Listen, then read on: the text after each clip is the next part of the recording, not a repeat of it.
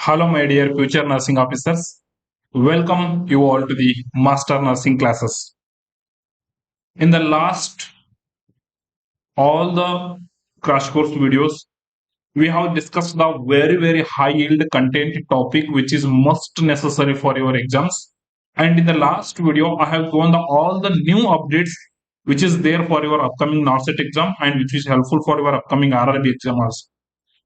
बच्चों finally that day came which we were waiting from the since from long days, and this is the time you have to be cool, calm, relaxed, and to focus on the important topic revision till the today last 6 p.m. to 7 p.m. Okay, so if you want you can read up to 8 p.m. so don't read after that, just take a completely relaxed sleep. Okay, so be completely relaxed, then don't take any stress, because one thing I will tell you a good news, a happy news. As a master nursing classes subscriber, you have learned the everything which is there important for your exams. Believe me. Then there is very importantly who have a part of our test series where we have completely planned to get your source selection. Who all are practicing the test from the day one to till the end, a daily live test, who are there in our rank list or daily, so your result will definitely strikes, believe me. Why? Because those test series which you people have given are the not only a test series which is the completely planned syllabus to crack your exam. Knowingly unknowingly you people have covered the entire syllabus which is must necessary for your exams. So our test series are not like just we have lifted the questions from somewhere and we have inserted. It was a completely pre-planned scheme to completely cover your syllabus. Yes, we have delivered that one in a very important, updated, and a very easy, rationally manner to everything. So that will definitely strike your exams, that brings your result in a very positive way. Believe me, in our test series, who is scoring the 50 to 60 marks, also they will get the 97 to 98 percentile in the prelims, and they will definitely get a good rank in the mains. So you have covered the entire thing.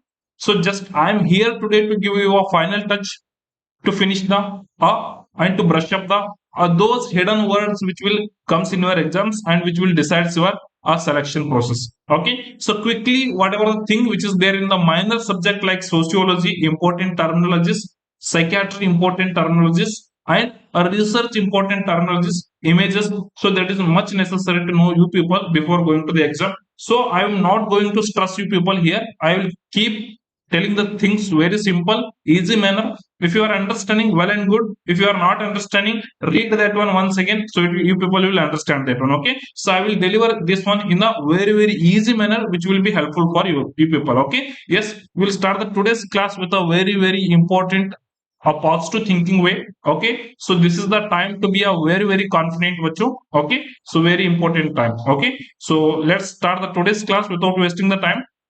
The first question is here in front of you people, and believe me, who all are given our test series on the daily basis, who have utilized the entire test series, and who all are attended the test series on the live only, they will definitely going to benefit in the exams. Okay, who have not attended the live, if you people have completed the at least 70% of our test series, yes, you people will also be in our selection list. Okay, so don't have to worry about that one. Just be cool, calm, and relax, and your entire syllabus we have covered already through the our test series. Okay, yes, so here's the first question, and I am waiting for your answer in the comment box. Yes, well done, beta. Yes, the answer I am waiting here. Yes, a family consisting of parents and their children. Only the family is there. In the family, the parents are there and their child is there. So they are living together. What family we call this one? Bacho, here this symbol indicates the male and this symbol indicates the female. Our parents are there and their child is here. So this type of the family we call as in the a nuclear family. If two or more generation, like a grandfather is there, a grandmother is there, and their son is there. Okay, let me make it proper so people will understand, right? So the grandfather is there, a grandmother is there, and their son is there, and he got married, and they are having a child. So two generation is there, and more than two generation. This one generation, second generation, and the this one is the first generation, second generation, and the third generation. So there are more than two generation are there. So that type of the family we call as in the joint family, right? So that one we call as in the joint family. But the question is asking just parents and child. So this only the question asking. The answer is the nuclear family. So along with this one, if there are next relatives like uncle, auntie, everyone is staying. So the relatives also staying with the family. So that family is called as the extended family. That is not asked in our question. Then comes to the blended family. So in the blended family, what happens? Here, the child with a previous relationship will be living with the parents. So what it means? What it means? A man is there. He married to a woman. Okay, and they are having one child. Accidentally, if this woman got uh, any divorce, or if this woman she got died. Okay, so now this man he is marrying to the another woman, and he is staying with the this same child. Okay, so here the child is there with a previous relationship, a parents with a previous relationship child. So this family is called as the blended family or the step family. Okay, so very very important. Let's quickly revise the these important words: matrilocal family, patrilocal family, neolocal family, nuclear family, joint family, extended family, and poster family. So these are the very very important what I have highlighted with a yellow line here. So let me quickly revise the thing. Nuclear family means a parents is there, child is there, khatam. Then the joint family, a multiple generation is there. I have shown you with a graphical representation. Then comes to the extended family. In the extended family, the relatives also there with the joint family. That is what we call the extended family. Single parents family means only one parent is there and their child is there. Okay, so there is both parents, mother and father with bacha. This is the a nuclear family. Now no mother, only a father is, and child is there. That is what we call as the single parent family. Blended family means a parents with the children from the previous relationship. Okay, so that is the blended family. I have explained you already. Okay, this one. Then the very simple word, the childless family. Couples are there, but no, they are not having any child. So that is called as the childless family. So very important word next, there is the foster family. In the foster family, parents are there, but they are not biologically relatives. Okay, so not biologically relatives. So this word is important. Temporary caretakers are there, so they are not biologically relatives. That is what you call as the foster family. Then adoptive family means just the parents are there, they are not having the child, they have adopted the child. So that is what we call the adopted family. The grandparents family means their primary parents are not there. Okay, this is the grandfather, grandmother, they are living with the grandson. Okay, so this is what we call the grandparents family. So then comes to the matrilocal family, patrilocal family, neolocal family. So what it is actually considered, this is he is a man and he married to a woman. Okay, now they are living in the wife's home. Okay, so after marriage they are living in the wife home. So that is what you call as the mother local family or the matrilocal family. Okay, so that is what you call as the matrilocal family or the mother local family. And a man is there, he married to a woman, and now they are living in the husband's home. Okay, now they are living in the husband's home. So this is what we call as the patrilocal family. What we call this one? We call this one as the patrilocal family. Very very important. And a man is there, they are married, get married to a woman, and now he is living in the a new family. Okay, so he purchased the new home. He is not going to the wife also, he is not going to his home also, he is going with his wife to a new home. So this is what we call as the neo local family. Okay, so this is what we call as the neo local family. Very very important. So these words, a matrilocal family, couples lives in their wife's home. Patrilocal family, couples lives in the husband's home. New local family, couples lives in the new independent residence. Okay, so that is the very very important words. So take a screenshot of this one, immediately revise after the class, it will be helpful for you people. Okay, so the next question is, when a woman married to a more than one man. Okay, so woman is there, she married to a more than one man. Okay, what we call this one? This one what we call a more than one man, means it's an More than means we can say poly. Okay. So one man means that is the man means Andre. Okay. So polyandry is the correct answer. How? How means look at this one. Okay. So in the polyandry, a one woman is there. She is marrying to a more than one man. Okay. That is what you call as the polyandry. Okay. So in the polygyny, poly means more than, gyne means a female. Okay, so if one man he is marrying to a multiple woman, one man he is marrying to a multiple woman, that is the polygyny. Okay, so then comes to the monogamy. Okay, mono means a single, gamy means okay marriage. Here the marriage between the one man and one woman, that is the monogamy. Then comes to the polygamy, means here a marriage involving the more than one spouse, that is the polygamy. Then comes to the endogamy. Endogamy means marriage in the same caste. Exogamy in the marriage outside of the caste. So very important word. Yes, let quickly revise this one.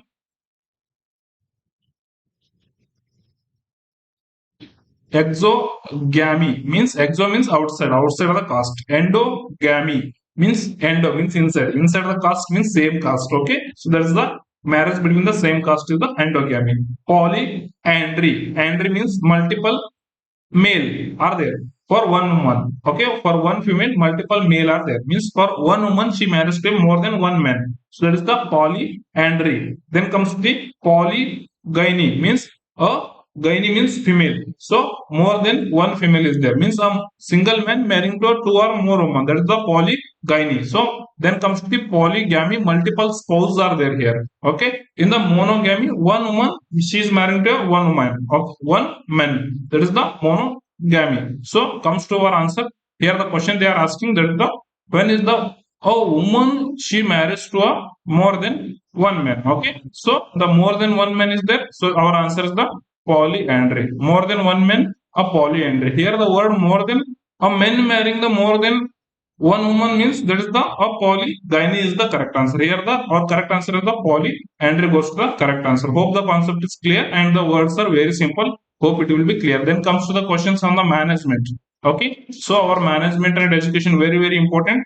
It will strike the question. Okay, so especially on the inventory management. Okay, yes, in the VED inventory control technique, E stands for what? What is the meaning of the E here? So VED. So these important word are this is the technique to control the inventories of the equipments in the hospital. Okay, so there are thousands of the equipments coming in the hospital. We are not keeping the count of that one means things will get missed. Okay, so we can lost the things in the hospital. So in order to avoid and maintain the proper hospitals things in a counting of the numbers, so we are having a technique that is called as the inventory technique. Means every day we will count the thing, we will notice the thing whether it is there or not there. Okay, so that's what we call as the inventory control. Okay, so in the inventory control technique we are having the a technique called as the VED technique. In that one, E stands for, yes, a very nice of you all. So E stands for essential. Okay, so E stands for essential. So then what is the V, sir? V is the vital. E is the essential. Then D is the desirable. Sir, what does it mean, sir? Vital means these are the very important items. Without these items, the hospital will not run. Okay. For example, consider the bed. Okay. For example, you consider the thermometer, the BP apparatus. These are the very vital equipments, very basic equipment we need. Okay. Definitely we have to have this one to run the a particular ward or the hospital. Okay. So that's the vital items. Essential items means, so these items are very necessary to run the hospital. If it is not there means it may runs for the certain days. After that it will not runs. Okay. So desirable means if they are there present means it's okay. If they are not present means if these items are not present means that is also no problem. Okay. So desirable is the presence is presence or absence of the item is not going to impact our healthcare. That is the desirable items. The essential items are the very important items which necessary for the daily routine care. If they are absent also, we can run for a few days. After that, it will won't happen. Okay. Vital essential, vital items means definitely these items requires no any other options. Okay. So here are the some inventory control techniques that may strikes in your exams. That is the ABC analysis. A stands here as the always, B stands here as the better, C stands here as the control. Okay. So always better control technique. So this is also we can use here. Okay. So here A is the a very high value items like ventilator, BP apparatus, sorry, not BP apparatus, ECG machines, cardiac monitors. There comes to the a lakh rupees. Okay, like defibrillator is a 7 lakhs, 6 lakh, 4 lakh rupees machine. Okay, so very high value items are there like ventilators. 19 lakh, 20 lakh, 25 lakh rupee amount is there for the ventilator machines. Okay, so they are the very high value items. So for these items, a very strict inventory control is required. Means a daily we have to assess functionality. Daily we have to assess. We have to clean that one. We have to maintain that one perfectly. Okay, so high value items means comes under the A here. Okay, then comes to the B. B is the medium value items. Like it will come comes in the 1,000 rupees. Like okay, so that is the medium value items. So low value items like gloves, syringe, needle. So these are the low value items. Okay. So here the very important A, B, C stands here as the always better control. A stands for the high value items. B stands for the medium value items. Low and C stands for the low value items. So then comes to the yes. HML also it will come. It will be integrated with the ABC. Okay. So that is the both are same here. Okay. Next one is the VED analysis. V stands here the vital, means I told it's a very important. Without these vital equipments, we can't run the hospital. Essential, yes, these are very necessary to run the hospital. If absent also, we can run for the few days. Okay. Desirable, if they are there means very good. If they are not there means no any impact. Okay. So that is the very important VED analysis. Then comes to the FSN analysis. Okay. F here the fast moving, S here is the slow moving, and N here is the non-moving items. Okay. So like fast moving items we are having daily we require these items like syringes, very fast moving. You keep 10,000 syringes. Okay. So we can finish that one in the 3 to 4 days, right? So if you keep the gloves boxes, those will be finished in the 2 to 3 boxes. Mask. Okay. So these comes under the fast moving items. Slow moving items means so we can use this one for the a months together. Like for example, we can say thermometer, BP apparatus. Okay, these are comes under slow moving items, and non moving items like ventilator. Okay, ECG machine, defibrillator. So these are the we can use for the years together. Okay, so that is called as the fast moving, slow moving, non moving items. Okay, so this is the FSN analysis. So examiner can ask the question: what is the in the FSN analysis of the inventory control? What S stands here? S stands here the slow moving. What F stands here? F stands here the fast moving. What is the N stands here? It stands here as the non-moving. Okay, simply this kind of the questions examiner can throw here. Okay, so hope that one clear to you people. Then comes to the next one, that is the HML analysis. Already I have told. Okay, H here is the high, medium, and low. Okay, so here the HM is high, medium, and low. Okay, again here the HM is the HML is the high, medium, and low. So both are same. No any changes is there. Okay, then comes to the SDE analysis. Okay, SDE analysis means very important. These are the scarce items, difficult items, and easily available items. For it's based on the availability to for the procurement. Okay, so if I am going to any medical shop, I am asking for the give me a 10 gloves. He can give that gloves. Okay, so these are easily available items are the gloves here. Okay, like I will ask for the give me a 10 syringes. He will give the 10 syringes. But you go to the medical shop and you ask for the give me a pectoral catheter. Some medical shops they are having, some medical shops they are not having, and you ask for the give me a pacemakers. Very difficult to get it.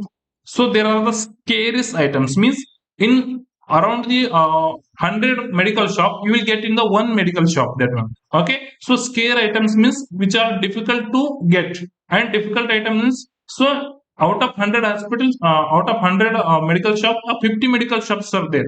So where these items are present. Okay, in 50 medical shop, it's not there. Easily available items means these items will be present in the all medical shops. Okay, like that. So it's based on the procurement level of the difficulty of the procurement level. Okay, so you go to the medical shop and you ask, sir, please give me one ventilator.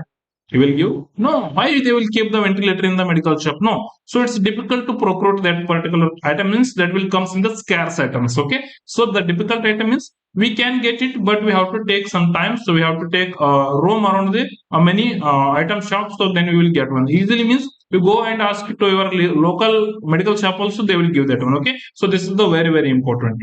Then comes to the lipo pipo. Okay. What is the lipo? Lipo stands here as the, yes, the last in first out. Okay.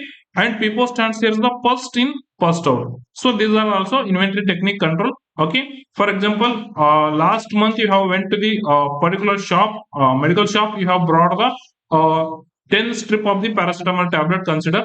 Okay. And now today you also went to the medical shop and you have brought the 10 strip of the paracetamol strip, you consider. Okay. So these will expire in the upcoming next 7 days. These will expire in the upcoming 3 to 4 months. Okay, consider. So which one you will use? You will use the last what you have brought, that one you will use first. Okay. So that is the last whatever in, that one will out it first. Okay. So that is a most recently purchased one will go last. Okay. So most recently purchased items are will go last. Okay. That is what you call the, sorry, sorry. So that is the last in first out, means, okay, here. So whatever the thing we have brought it last, that will go to the first. But in the people, whatever the first in is there, that one will go the first out. Okay. So whatever the first we have brought, means a month back what you have brought, that one will go use, we will use that one in the first. Okay. So that is what we call as the first in first out. So whatever the last 2 days we have brought, if we were using that one in the uh, first, means that is what you call as the last in first out. Okay. So very easy and important. Okay. So yes, hope the concept is clear. And here is the next one. Fadafat do give the answer to this particular question also. It will be very much easy. Question on from the management, again the very important question from the leadership style. Okay. So which type of the leadership involves the team participation for the decision making. Okay. From the group discussion. Yes. Which kind of leadership this one? Yes, this is the leadership of the democratic type. Okay. So in the democratic style of the leadership, a leader is there and he is having the followers. Okay. Here he will involve all the followers for his decision making. Okay. So he will take advice from this follower also, he will take advice from this follower also. Okay. So he will take inputs from all his followers and he will make a decision. So that is the democratic leadership, where the leadership style, he is involving the team also, participation also in the decision making. That is what you call as the democratic leadership. In case a leader is there, okay, and followers is there, he is not taking any intake from the followers, he is just saying that this is the rules you people have to follow. Means he is making a commands, where he is not taking any inputs from his followers. Means that is what you call as the autocratic style of the leadership. Okay. So autocratic is the where the previously Hitler used to do the autocratic style of the leadership. मैंने बोला है करना तो करना, नहीं तो नहीं. Okay. So yes, I told you people have to do, means you have to do. This style of the leadership is called as the autocratic leadership. He will not take any of his participants or any of his group members to be make decision. Okay. He will not involve anyone in the decision making. That is the autocratic style of the leadership. Okay. So in the transactional style of the leadership, what happens? If the followers done the good thing, means the leader will give the reward, and if you have followers done the bad thing, means a leader will punish them. So that is called as the transactional type of the transactional type of the leadership. Okay. Then bureaucratic leadership, it follows the standard book. Okay. It follows the standard rules. Okay. It follows the standard guides. Okay. So here leader will make a decision based on the written standard rules or written standard book and guide. He will refer that one and he will make the decision. That is called as the bureaucratic style of the leadership. Let's quickly revise all the style of the leadership. It will be helpful for your upcoming exams. Okay. Here the autocratic leadership is there. As I told, he will not listen to any of his participants. He will make his own decision. Okay, leader makes all the decision and accepts the others. Okay, he will not involve the others. So then comes to the democratic leadership. Leader involves the team members also in the decision making. That is called as the democratic leadership. Then the laissez faire leadership. Okay, here the word itself it is telling the lazy means, so here the leader will be very lazy, means he will, a leader gives the full freedom to the team members to work on their own. Okay, but he will come, he will sit on the chair like this. Okay, he will tell his team members, yes, you have to work on your own. Just a second please.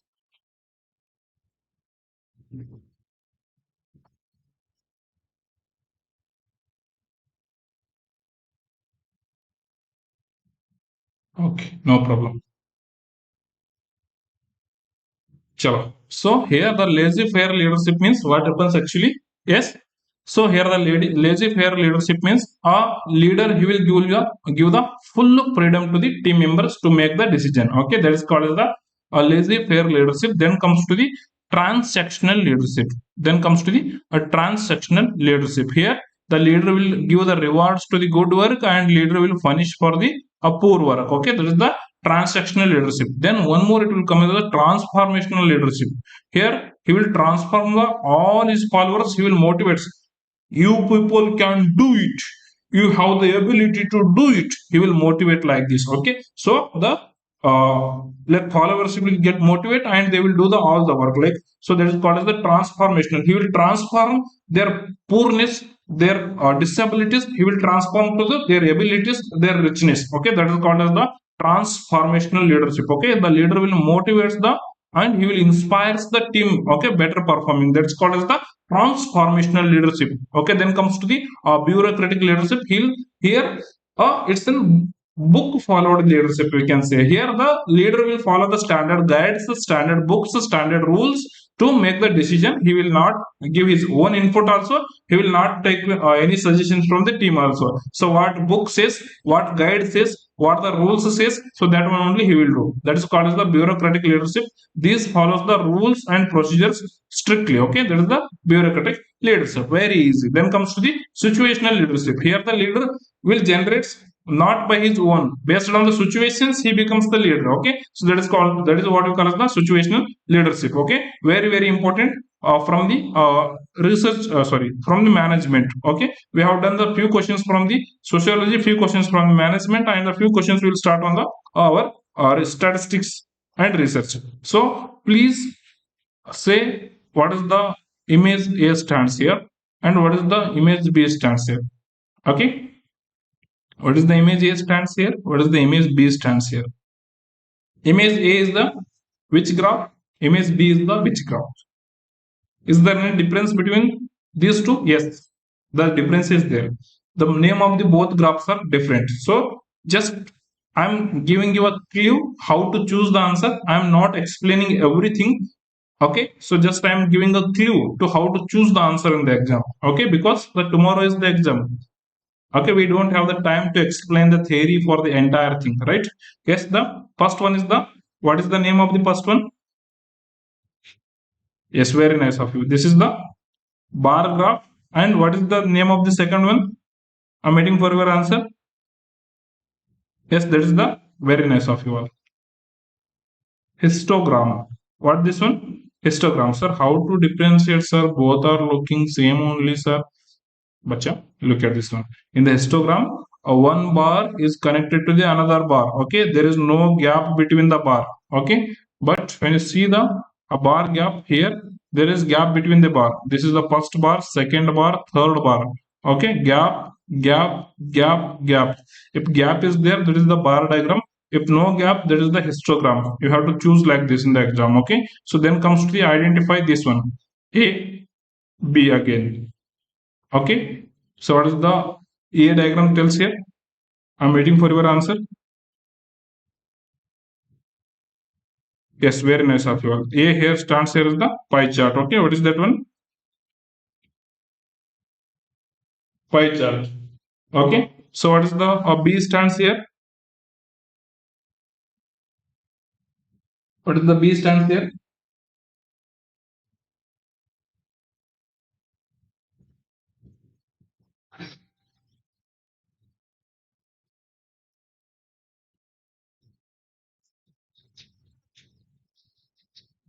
What is the B stands here, बच्चों?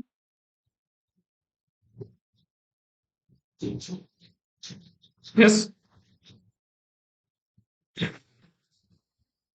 Sorry. B stands here. What here? Yes, that is the line graph. Very nice. This is the line graph. So then the one more graph we are having, this one. So what is the name of this graph? Yes, what is the name of this graph? Can anyone able to tell the answer?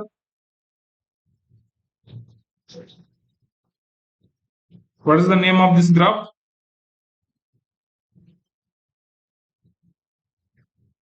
Yes. Fataphot do response. Yes, very nice of you all. This is the Ogaev graph. Okay, this is what we call as the Ogaev curve, or we can say Ogaev graph. Okay, very nice of you all. So almost all people have given the correct answer. And here is the next question from the statistics. Very easy question. It will comes in your exams, and you people don't know what to choose the answer, and you will leave that questions. Okay, so I'm here to make it very clear before going to the exams. Don't have to worry about this one. Okay, in the data set, value that appears most oftenly, what we call this one. Okay, consider here is a data set like age of the person is out of 10 members, or consider, sorry, out of 5 members, consider one's age is the 73, second person age is the 73, third person age is the 72, and fourth person is the 70, and one more is the 16 year. So among these values, a value which is appears most often means a value which is repeat most commonly. So that is what you call as the a very important repeatedly often value, or the appears most oftenly. So that is what we call as the a mode. Okay, what we call this one? A mode. Okay, so very important and easy question here. The value that appears most oftenly is called as the mode. Then comes to the next question here. Find the median of the following. Okay, so among these following words, you have to find the median. Sir, mode we got, that is the most repeated value is the mode, sir. What is the median, sir? Median is the middle of the given set of the data. Okay, so here come this side, from here you come this side, the middle one is the median. Okay, middle one is the median. So middle one is 7, then comes to the 7. Okay, so what is the mode we got, sir? Median we got, sir. Sir, what is the mean, sir? Mean is the, yes, a number of the set of the given data divided by the, sorry, the total sum of the given data divided by the number of the our total data. Okay, sir, how to calculate, sir? Yes, you have to calculate all this one. Okay, whatever the given data is there here, you have to make a sum of that one, right? It's very easy. I will give you the example like 3 plus 5 plus 7 plus 9 plus 11. Okay, so these are the sum of the total data divided by the number of the data. How many number? 1, 2, 3, 4, 5 is there. Sir, come, I will divide with the 5, sir. Okay, you will divide. So then make a sum of all these things. What happen? How much happens here? 11 plus 9, it's in 20, and then 3 plus 7, again 10, so it's in 30, 35. Okay, total sum of this given data is the 35 divided by 5. Okay, 5 1 ja, 5 7 ja. Okay, again the answer is 7 here. So always the mean is equal to mode, mean, mode, and median is always comes to be equal. Okay, so in the proper data, so that is the correct answer. Goes to here. The median is the middle data. When we will arrange the data in the sequence, so the middle number which is coming, that is what we call as the median. Okay, so then comes to the next one. Next one. Find out the mode here. Find out the mode here. Already we have discussed the mode. Okay, mode is the most oftenly repeated value. Okay, so most repeated value, which one is the 4, 4, 4, 2, 4, 4, 4, 5, 6, 8 is there. So among these, a most repeated one is the mode. Okay, so mode is the 4 here. Very easy question. Then comes to the next one. So very important question. Very important question which is coming in the every exam. Okay, what is the shape of the normal distribution curve? What is the shape of the normal distribution curve? So please put your answer in the comment box.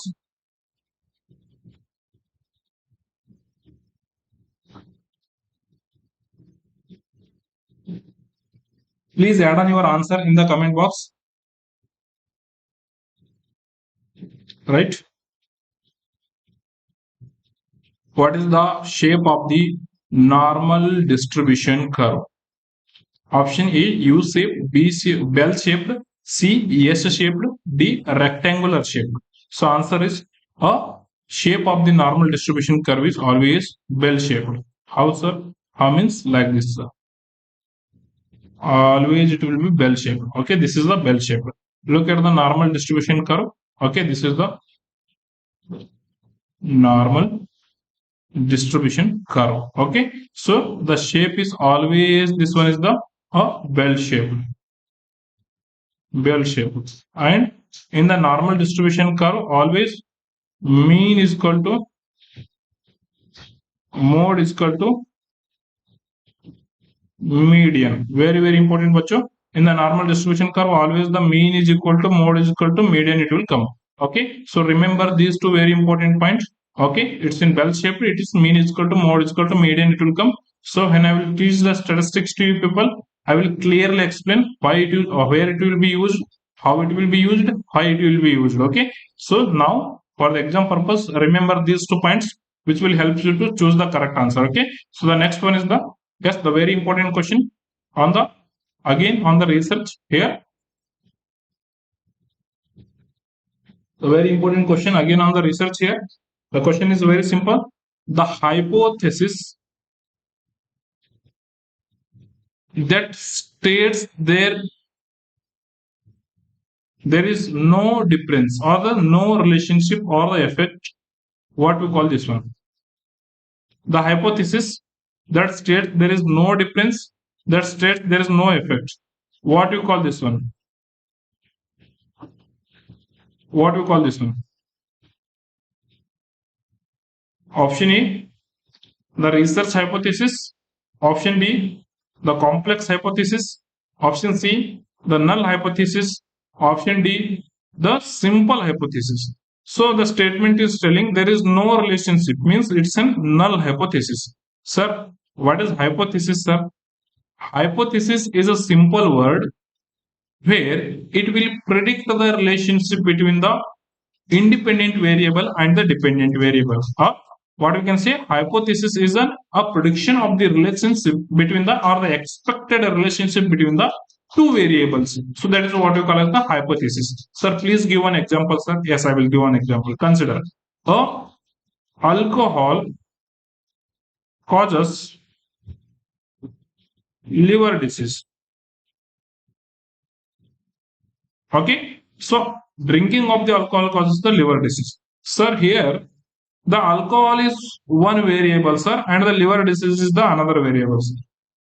It will telling the relationship between. Okay, so taking of the alcohol is causing the liver disease. It is predicting or it is telling the expected relationship between the two variables. So here, I expected first one which is coming here. This is called as the independent variable, or this is what we call as the manipulative variable, or this is what we call as the independent variable. And as a result of this one, which is coming as this one, this is what we call as the dependent variable or outcome variable or the dependent variable. Okay, dependent variable, very important. Sir, one more example, sir. Yes, the smoking causes the lung cancer. Sir, here the smoking is the independent variable and the lung cancer is dependent on the smoking. Sir, lung cancer is the dependent variable. So smoking is also called as the manipulative variable or the independent variable. So the lung cancer is also called as the very important. Yes, the dependent variable or the outcome variable. Here, if it is telling that alcohol causes the liver disease, it telling the causal relationship. So this is the which kind of the hypothesis? It is the as the causal hypothesis. But if the statement which is telling that there is no relationship, like the statement which is telling going early morning awakening not causes the sorry early morning awakening and uh, early sleeping, there is no relationship. This kind of the statement, which is telling that the null hypothesis. Okay, there is no relationship means we call that one as the null hypothesis. Hypothesis is the expected relationship between the two variables is the hypothesis. Hope the concept is clear. Here are the types of the hypothesis. I will explain quickly. Note it down the keyword which is changing your answer here. Okay,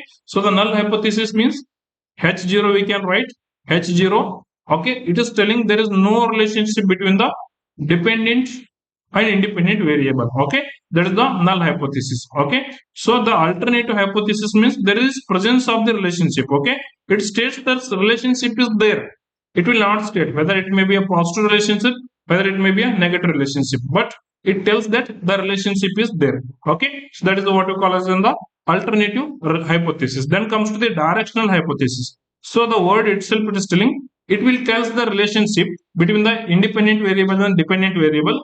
Along with that, it will tell the which directional relationship is there, like increasing direction or the decreasing direction, like upward direction, downward direction. Like it will tells with a direction. Like for example, take a example here: a drug A reducing the blood pressure more than the drug B. Okay, so it is telling the relationship between the independent variable and the dependent variable. Here the drug A is the independent variable and the blood pressure is the dependent variable. But the word which is there here, the reduce means the decreasing, increasing. These kind of the direction it will give with a relationship. Okay, that is what we call as the directional relationship. Okay, predicts the directional, it predicts the direction also along with the relationship. For example, increasing direction, decreasing direction, better, worse, okay, up, down, this kind of the direction it will giving means that is what we call as the directional hypothesis. One more is there, there is the non-directional hypothesis. The statement it will not tell whether it may be an increasing, decreasing, whether it is recovering or the getting worsen. So there is no direction will be there. So that is what we call as the non-directional relationship. It tells the relationship. Okay, so it predicts the relationship, but not a direction. That is the non-directional hypothesis. Then comes to the simple hypothesis. Meaning of the simple hypothesis is very simple. Here it tells the predicted relationship between only two variables. One independent variable is there. For that one dependent variable is there. Okay. For that one dependent variable is there. So that is the simple hypothesis. Okay. So which involves the independent variable and dependent variable. So that is the in number. Okay. Simple hypothesis is the a predicted relationship between the one independent variable and the one dependent variable. Okay, that is the simple hypothesis. The complex hypothesis means it's in complex means it will tell the relationship between the more than one dependent variable, more than one independent variable. Okay, consider the example of the simple hypothesis. It is telling that increased exercise reduces the weight. Here the one independent variable is there, one dependent variable is there. Okay, so it is telling the relationship between the only one. That is the simple hypothesis. Same here comes to the second statement. Here it involves the more than two independent variable or the more than two dependent variable. For example, take an example here. Diet and exercise together reduces the cholesterol. Okay. So here are the two independent variable. You can notice here. Diet is also there and exercise is also there. So which is bringing the result here. Oh, okay. So a hypothesis which is telling the relationship between the more than two variables. So we call that one as in the okay more than two independent and dependent variables. We call that one as in the complex hypothesis. Okay. So then last one is the causal hypothesis. It is telling the causal relationship, cause and effect relationship. Like a smoking is causing the lung cancer. Okay, so it will tell the cause and effect relationship. That is what we call as the causal hypothesis. Very quick revision of the hypothesis done from the research. Okay, hope it will be helpful to you people, right? Yes. So this is the rapid revision. That is the what I am going the very fast here. So please do read the question completely till the end and try to give the best to best answer for this particular question.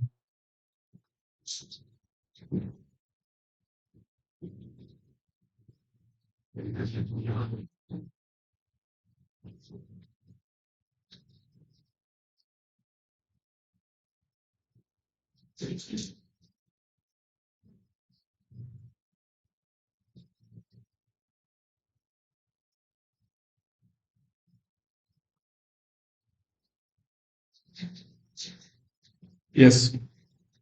The question is very simple.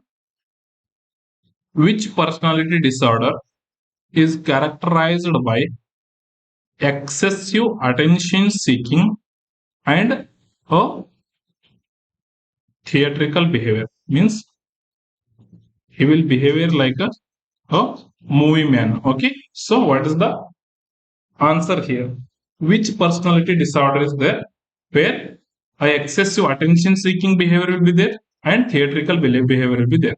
Bacho, there is one personality disorder where it will be mostly present in the females. Like consider a beautiful female, she went with a good makeup to a mall. Okay, so she went to a mall, and in the mall everyone is busy, no one is noticing her. So suddenly she will manifest with the seizures.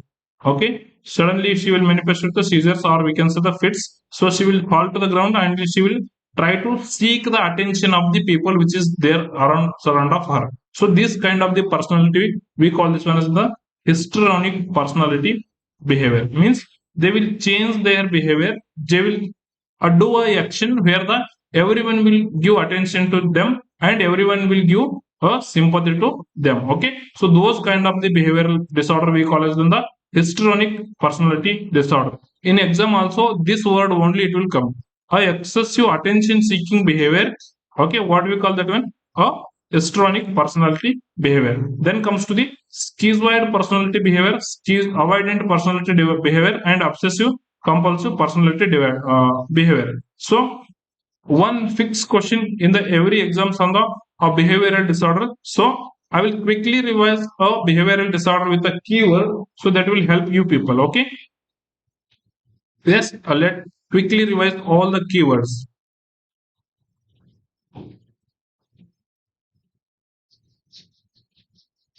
Okay, so let's start. A cluster A here, we are telling that the odd and eccentric behavior. In this one, a behavior which are present are very odd and very eccentric, right? So the first behavior is the paranoid personality behavior. The word paranoid personality behavior, it is telling that the wherever the word paranoid comes, it means a distrustful, or it means always suspicious, means always doubtful. Okay, we can say simply the doubtful personalities. A nurse is coming with a syringe towards the patient to give any kind of the medications. Now the patient will tell, she is coming to me to kill me by pricking that syringe. Means the patient is not trust on the everyone, and he is always suspicious. He looks always around whatever the people around is their patient. So he will think that everyone is here to kill me, and he is doubt on the everyone. Okay, so that is what we call as the paranoid personality. Paranoid personality means what we call as the suspicious personality disorder also, or we can say the distrustful and always doubtful personality. Okay, if a canteen person came to give the food and the patient will say, you have added the poison in the food, you want to kill me. Okay, like this the patient is always doubtful on the others, and the patient is always having the distrust on the others, or he is always looks suspicious to everyone. Okay, that is called as the paranoid personality disorder. Okay, so then comes to the schizoid personality disorder. He is the person completely detached from the environment, and the person prefers to be alone, and the person is completely isolated. Okay, so he will self isolate. The person will self isolation. So these kind of the behavior we call as in the schizoid personality behavior. Then comes to the schizotypal personality behavior. Here the person is having the magical thinking, and he believes in the odd beliefs. Okay, and a very odd behavior the patient will manifest here. Okay, so the word which is changing your answer between the schizotypal is the, here the schizoid persons try to be self isolated. Okay, so he want to be alone. Okay, so that is the schizoid. In the schizotypal, the patient is having the odd beliefs and odd behavior and the magical thinking. That is the schizotypal personality disorder. Very very important. Okay, hope it's clear to everyone. Then comes to the next one. So that is the antisocial. antisocial. The word itself it is telling these personality persons are always against the society. They will not respect the rules of the society. They will not respect the emotion of the others. They are against the society. Okay, so these personality disorders, what we call as the antisocial personality disorders. Okay, so in the antisocial personality disorders, they ignores the rights of the others, and often they are having the manipulative behaviors and criminal behaviors, and they are not guilty. Okay, they are not guilty. If they have killed someone, still they will not feel the guilt. So these kind of the behaviors, what we call as in the anti-social personality disorders. Okay, so very important. So then comes to the next very important personality disorder, that is the borderline personality disorders. Okay, so what happens in the borderline personality disorders? Yes, what happens here in the borderline personality disorders? The person will be always on the borderline. Okay, he will not go to positive side also, he will not come to negative side also. Means completely unstable in making the relationship, in the emotions, and in the other activities also, especially in a relationship. Okay, so in the borderline personality, he is having always unstable emotions, unstable self-image also, and unstable relationship also. Okay, so they are not going to avoid also, they are not going to accept also, always they will be in the borderline. So in the borderline personality disorder, everything is unstable emotions, unstable self-image, and unstable relationship will be there. So that is what we call the borderline personality disorder. Okay, the next one is the histrionic personality disorder. Okay, so already I have told the histrionic means they are having the attention seeking behavior, and they are make a drama to seek the attention of the everyone. Okay, so that is the histrionic personality disorder. Then comes to the last one, narcissistic personality disorder. Here the person is the completely selfish. Okay, so here we can say the person is completely selfish. Okay, very important. The person is completely selfish. He will give the high importance to the self. Okay, they will give the importance to self, and they are not having any uh, empathy. So this is called as the narcissistic personality. Okay, so then comes to the next personality disorder. Here the avoidant personality, the word itself it is telling they will avoid. Okay, so they will avoid to expose to someone, they will avoid to go and express some behavior, what we can say, the emotions in front of the someone, they avoid everything. Okay, so they feel themselves as inadequate, they feel they are not fit for anything, they are not adequate to do the any work. Okay, they always feels they are completely unfit. Okay, so that is what we call as the, yes, that is what we call as in the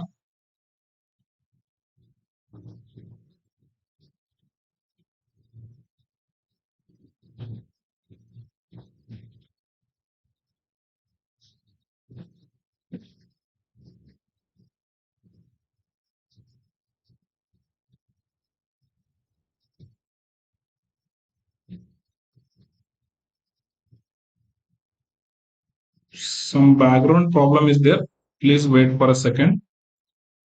Okay, so yes, we'll start. So here the avoidant personality stands here, what it actually stands here,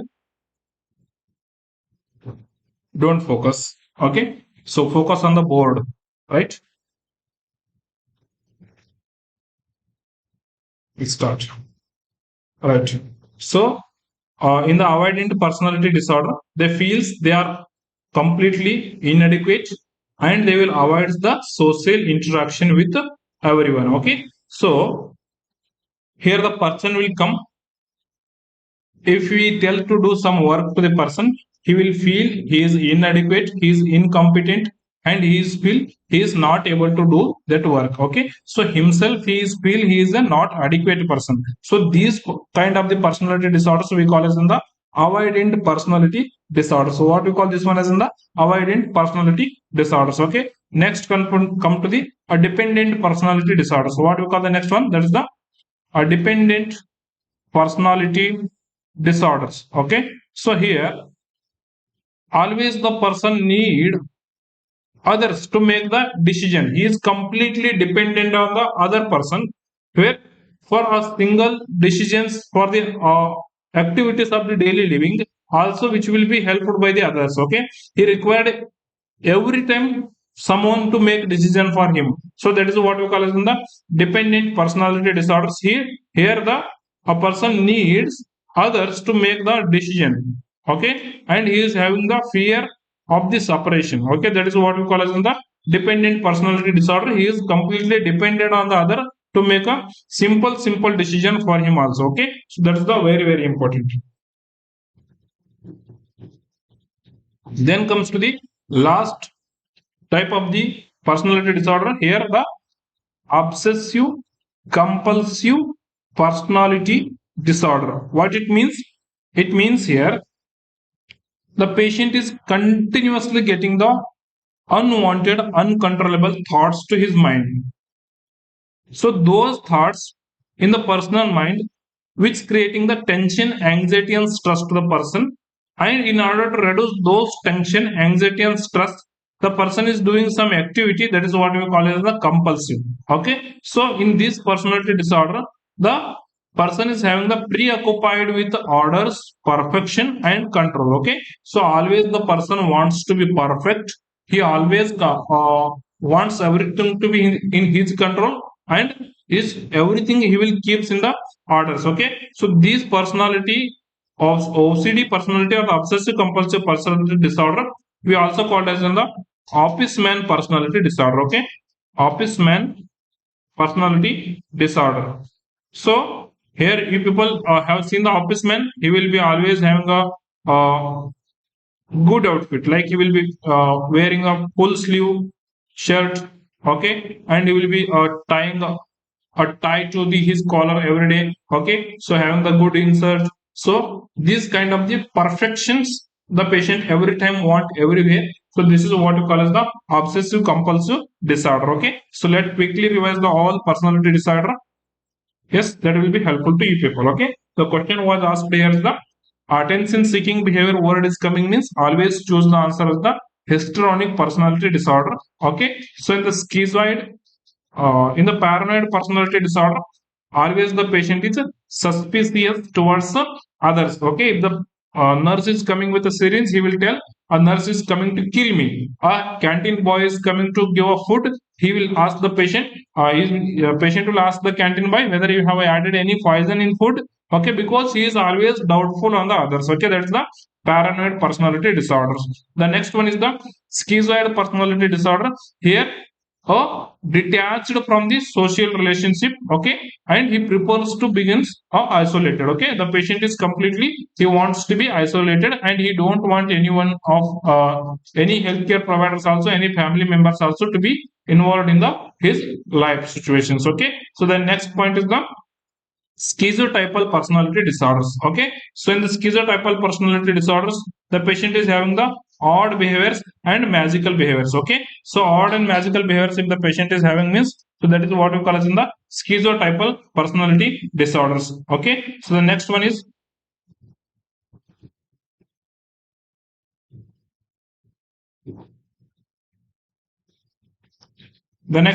very simple one. So that is the cluster B disorders. Here the patient is having the dramatic, emotional, and eccentric behaviors. Okay, so what the patient is having here, he is having the dramatic, eccentric, and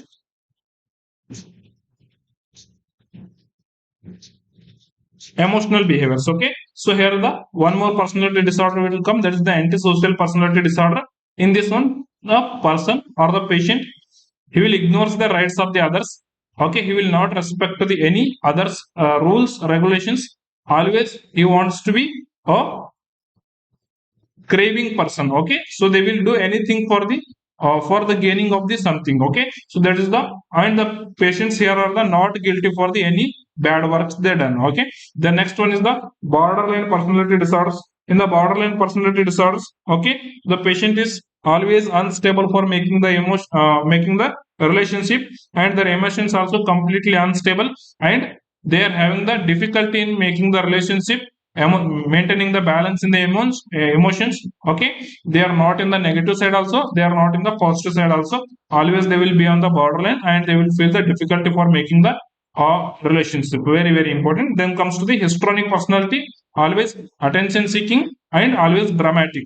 Then comes to the narcissistic, selfish personality. Okay, so the patient always give the importance to self, and themselves they will say they are the a superpower, and they are only the great. Okay, and they will not accept any criticize. Someone is saying that like you are not doing you are not doing the great thing, someone is telling that some bad words, they will not accept that thing. Okay, so that is what you call as the narcissistic personality disorder. The self criticize is not entertained by the patients. Okay, so that is the very very important in the cluster B disorders. Then comes to the cluster C disorders. Here uh, in the cluster C disorders, here the patients are the anxious and fearful behavior they are having.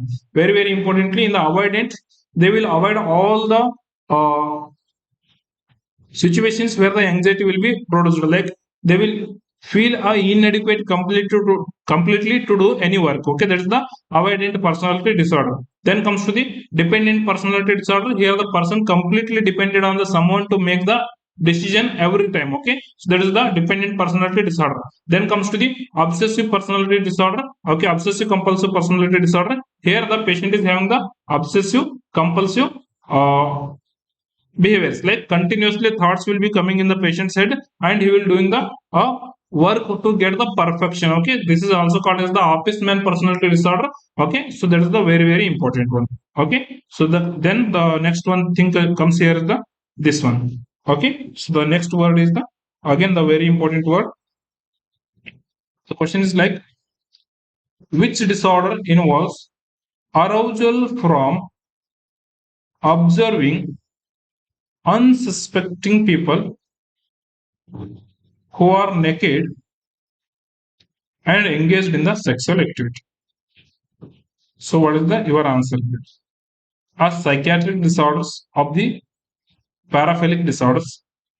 Here, there are lots of the sexual arousal disorders will come. So, among those, you have to choose the correct answer where the patient is experiencing, he is getting the sexual arousal from the observing the unsuspecting peoples. Okay, so who all are involved in the sexual activity, the peoples or the couples are naked, they are engaging in their own sexual activity. Here the patient is getting arousal by looking them. Okay, he is opening their window and he is watching those couples who are engaged in the their sexual activity. So what disorder is this? So this one is the voyeurism. Okay, so this is the voyeurism, means here the patient is using their eyes to look the naked naked couples to get sexual arousal. Okay, that is what you call the voyeurism. Okay, so then what is the exhibition? Here in the exhibition, what happens?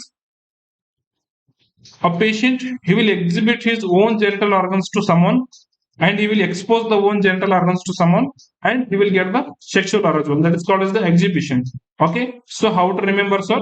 Exhibition means he will exhibit the own genital organs. Exhibition means exhibiting the own genital organs. That is what you call as the exhibition. Sir, one then you have told the tricks for the voyeurism, that using the eye, watching the others. Okay, that is the voyeurism. Okay, then exhibiting the one's own genital organ and exposing the one's own genital organ, that is the exhibition. Okay, so then comes to the proturism. Okay, sir, what is the meaning of the proturism? Here the word is come tourism.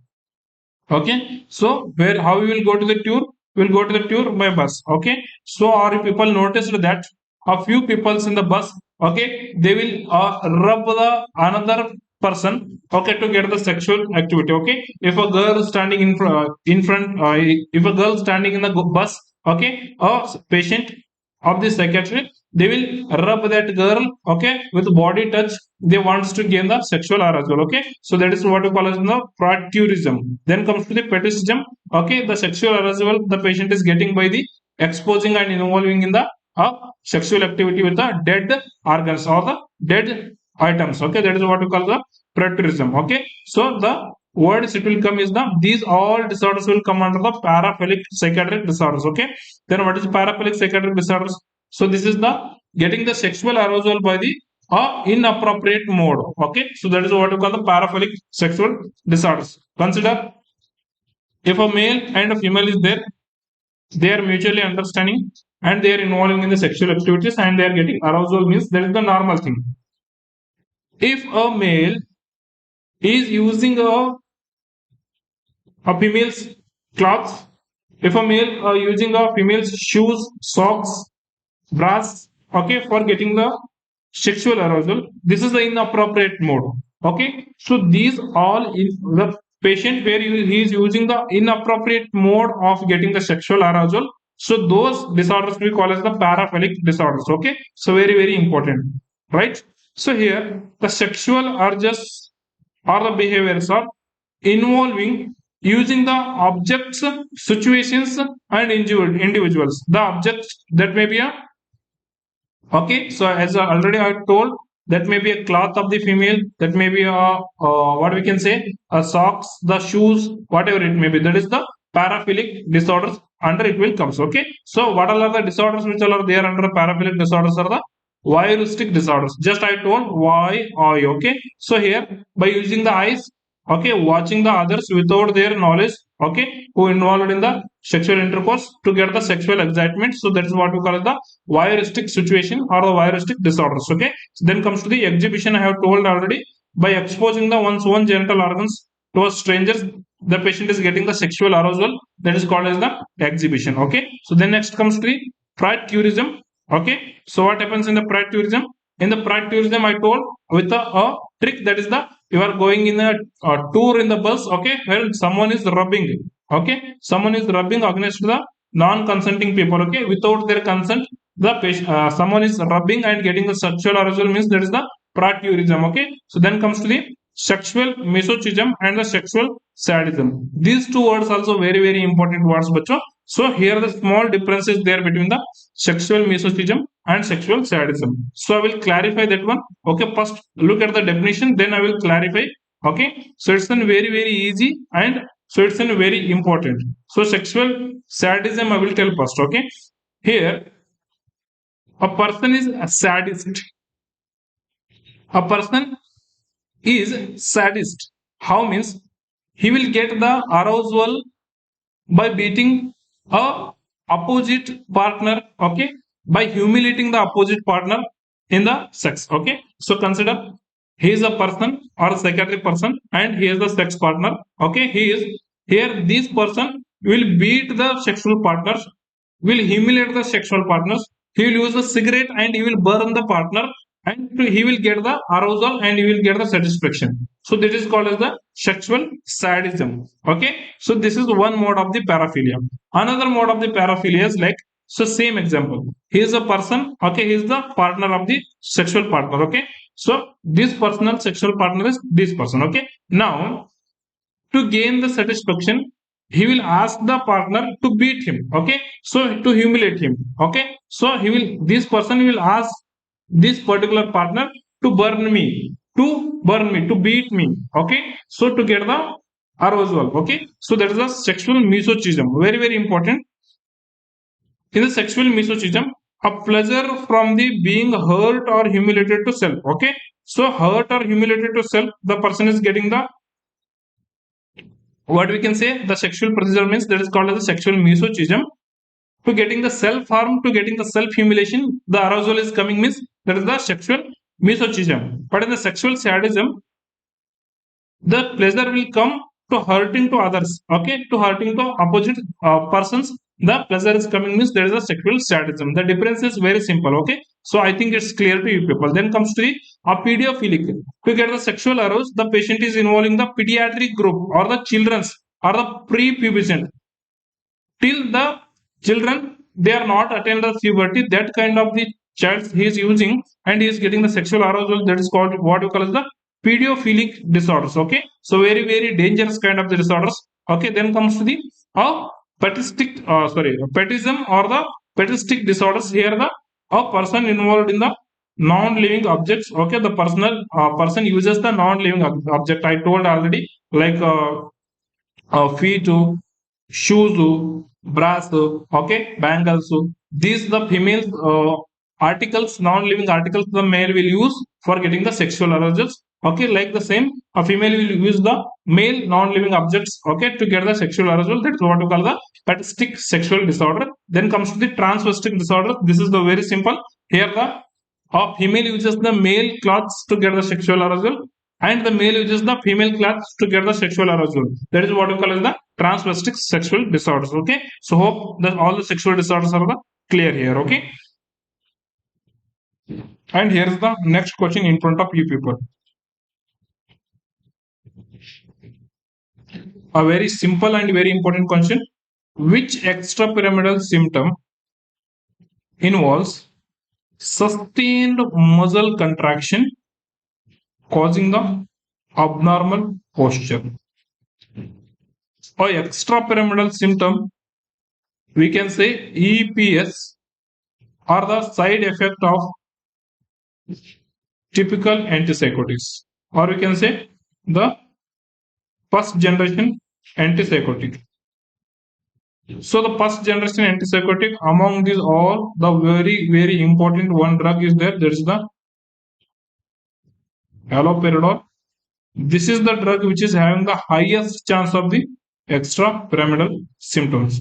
Okay, so in the extrapyramidal symptoms, we are getting the acute dystonia, akathisia, tardive dyskinesia, pseudo-Parkinsonism, neuroleptic malignant syndrome. Okay, so among these, the patient is now experiencing the sustained muscle contraction and causing the abnormal posture. Okay, so the muscle contraction is there, means the muscle tone is abnormally increasing. So increased muscle abnormal tone is there, means that is what you call as the means abnormal tonia contraction. Okay, so that is the acute dystonia is the answer for this question. Okay, so acute dystonia is the earliest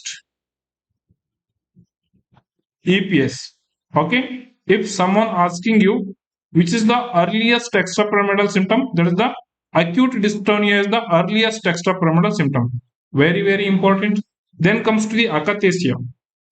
In akathisia, what happens? The patient unable to sit still in one place. The patient is keeps on moving around surround of his wards. He will come. He'll keeps on moving. Okay, he will keeps on asking, sir, I want to go. I want to go to have to tea. Okay, I want to go for breakfast. Repeatedly. Patient will not sit on the bed. He will repeatedly roam around the ward. Okay, he will repeatedly. Okay, having the movements. Okay, that is what you call as the akathisia. Okay, akathisia is the inability to sit still. So the examiner asking a most common type of the extrapyramidal symptoms is the our akathisia. Which one is the most common type of the extrapyramidal symptoms? That is the akathisia. Then comes to the tardive dyskinesia. Okay, so what is the meaning of the tardive dyskinesia? Yes, the tardive dyskinesia, the dys means abnormal, kinesia means movement. Okay, kinetic movements you people have studied in the physics. Yes, here the dyskinesia means abnormal movements, like suddenly patient will move his shoulder like this. Okay, patient will move the tongues like this. Okay, he will move the eyebrows like this. Suddenly, abnormally, patient is making the movements. That is what you call as the tardive dyskinesia. This is the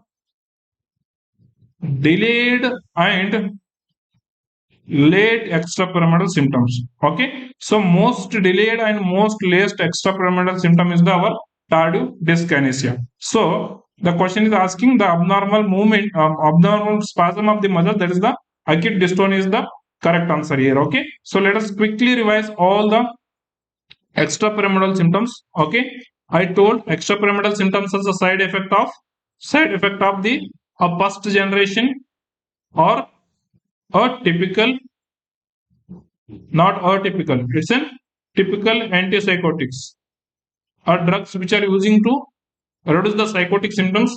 Okay, that is called as the antipsychotics. Okay, so those typical antipsychotic or the first generation antipsychotic are responsible for forming the extrapyramidal symptoms. Okay, here the akathisia, which meaning the person is completely restless and he is having the urge to need to move continuously. Okay, so the most common extrapyramidal symptom is the our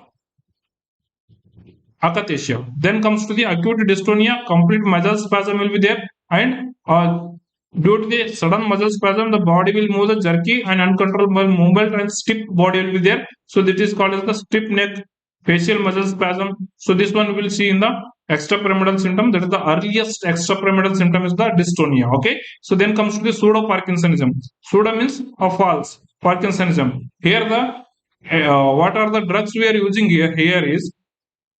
Here whatever the drugs we are using in the antipsychotics, these are the D2 receptor blockers. Okay, so all these drugs are the D2 receptors blockers. So what is the D2, sir?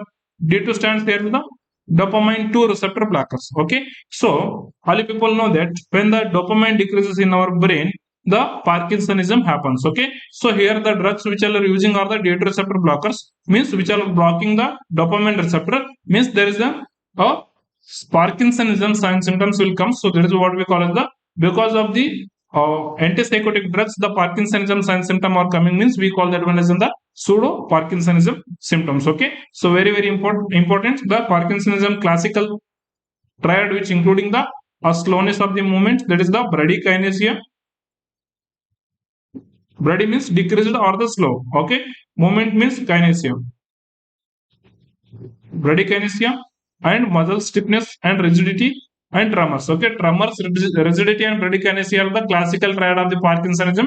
These symptoms we are getting after the having the drugs, that is the typical antipsychotics. So we call that one as the pseudo Parkinsonism. Okay, then comes to the tardive dyskinesia. Here the abnormal, involuntary, repetitive movements will be there. Okay, dyskinesia. This means abnormal. Kinesia means movement. Okay, so here the involuntary, repetitive, abnormal movements are there. So these EPS we call as in the tardive dyskinesia. This is the delayed and late EPS. Which one is the, that is the tardive dyskinesia. Okay, so here is the next question. Hope the concept is clear on the all the extrapyramidal symptoms. Right? So here is the next question to you people. Do read the question carefully, completely till the end, and try to give the best answer. Right? Right.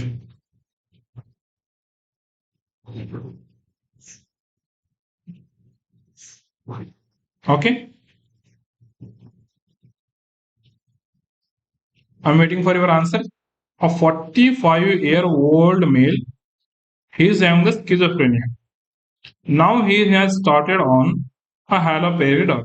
I told the most common drug which causes the extrapyramidal symptom is the haloperidol. Okay, so a typical it's in the antipsychotic drug. Which kind of the antipsychotic drug? It is a typical antipsychotic. Okay, so I told there are two type of the antipsychotic drugs. One is the typical, that is the first generation.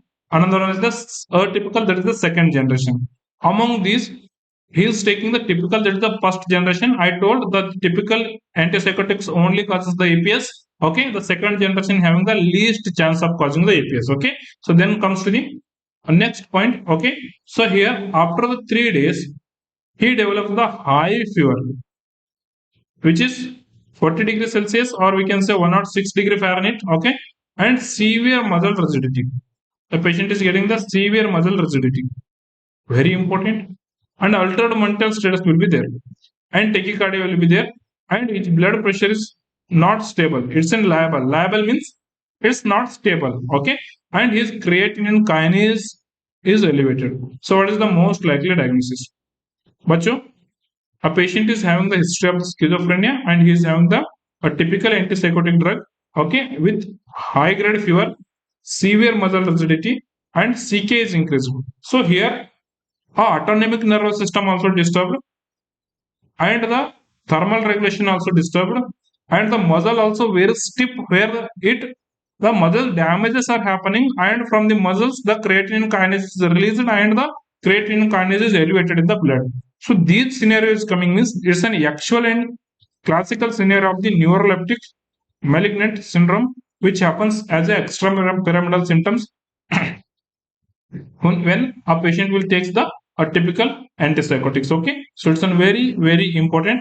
Here it is in the rare and most dangerous type of the extrapyramidal symptom, that is the neuroleptic malignant syndrome. Hope the concept is clear on this one, right? So here is the next question on in front of you people. So do read the question properly till the end carefully, then try to give the best answer for this question.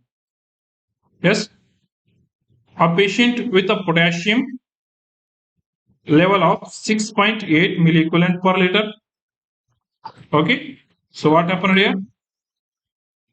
A patient is having the potassium level of the 6.8 milliequivalent per liter. So what is the normal potassium level, sir? Yes, many times told that is the 3.5 to 5.1 milliequivalent per liter. This is the normal potassium level, sir. Here the patient is having the 6.8 means it's in the hyperkalemia case. Okay, it's a case of the hyperkalemia. Okay, and when we will see the ECG changes, there is peak T wave. I told the increased potassium, a T wave also increases. Okay, decreased potassium, the T wave also decreases. Very simple thing. Okay, with complete ECG changes I have told in the ECG classes. Okay, so there is no meaning to discuss again, right? So let's go for the next words in the question. Next clue we have to search in the question. Okay, so now which include the peak the T wave. Okay, what is the first line of the treatment in the hypokalemia?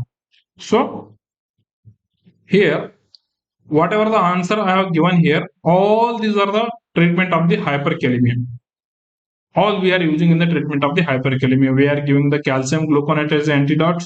We are giving the furosemide, okay, to eliminate the potassium, and we are giving the insulin plus dextrose to redistribute the potassium, and we are using the sodium polystyrene sulfonate to eliminate the potassium. This sodium polystyrene sulfonate we also call as in the K binder. Okay, K binder sachet, right? So all these are used in the treatment of the hyperkalemia. So what is the first one what you have to choose? Bacho, whenever the potassium increases in the body, whenever the potassium increases in the body, the most dangerous risk is it will cause the cardiac dysarrhythmia.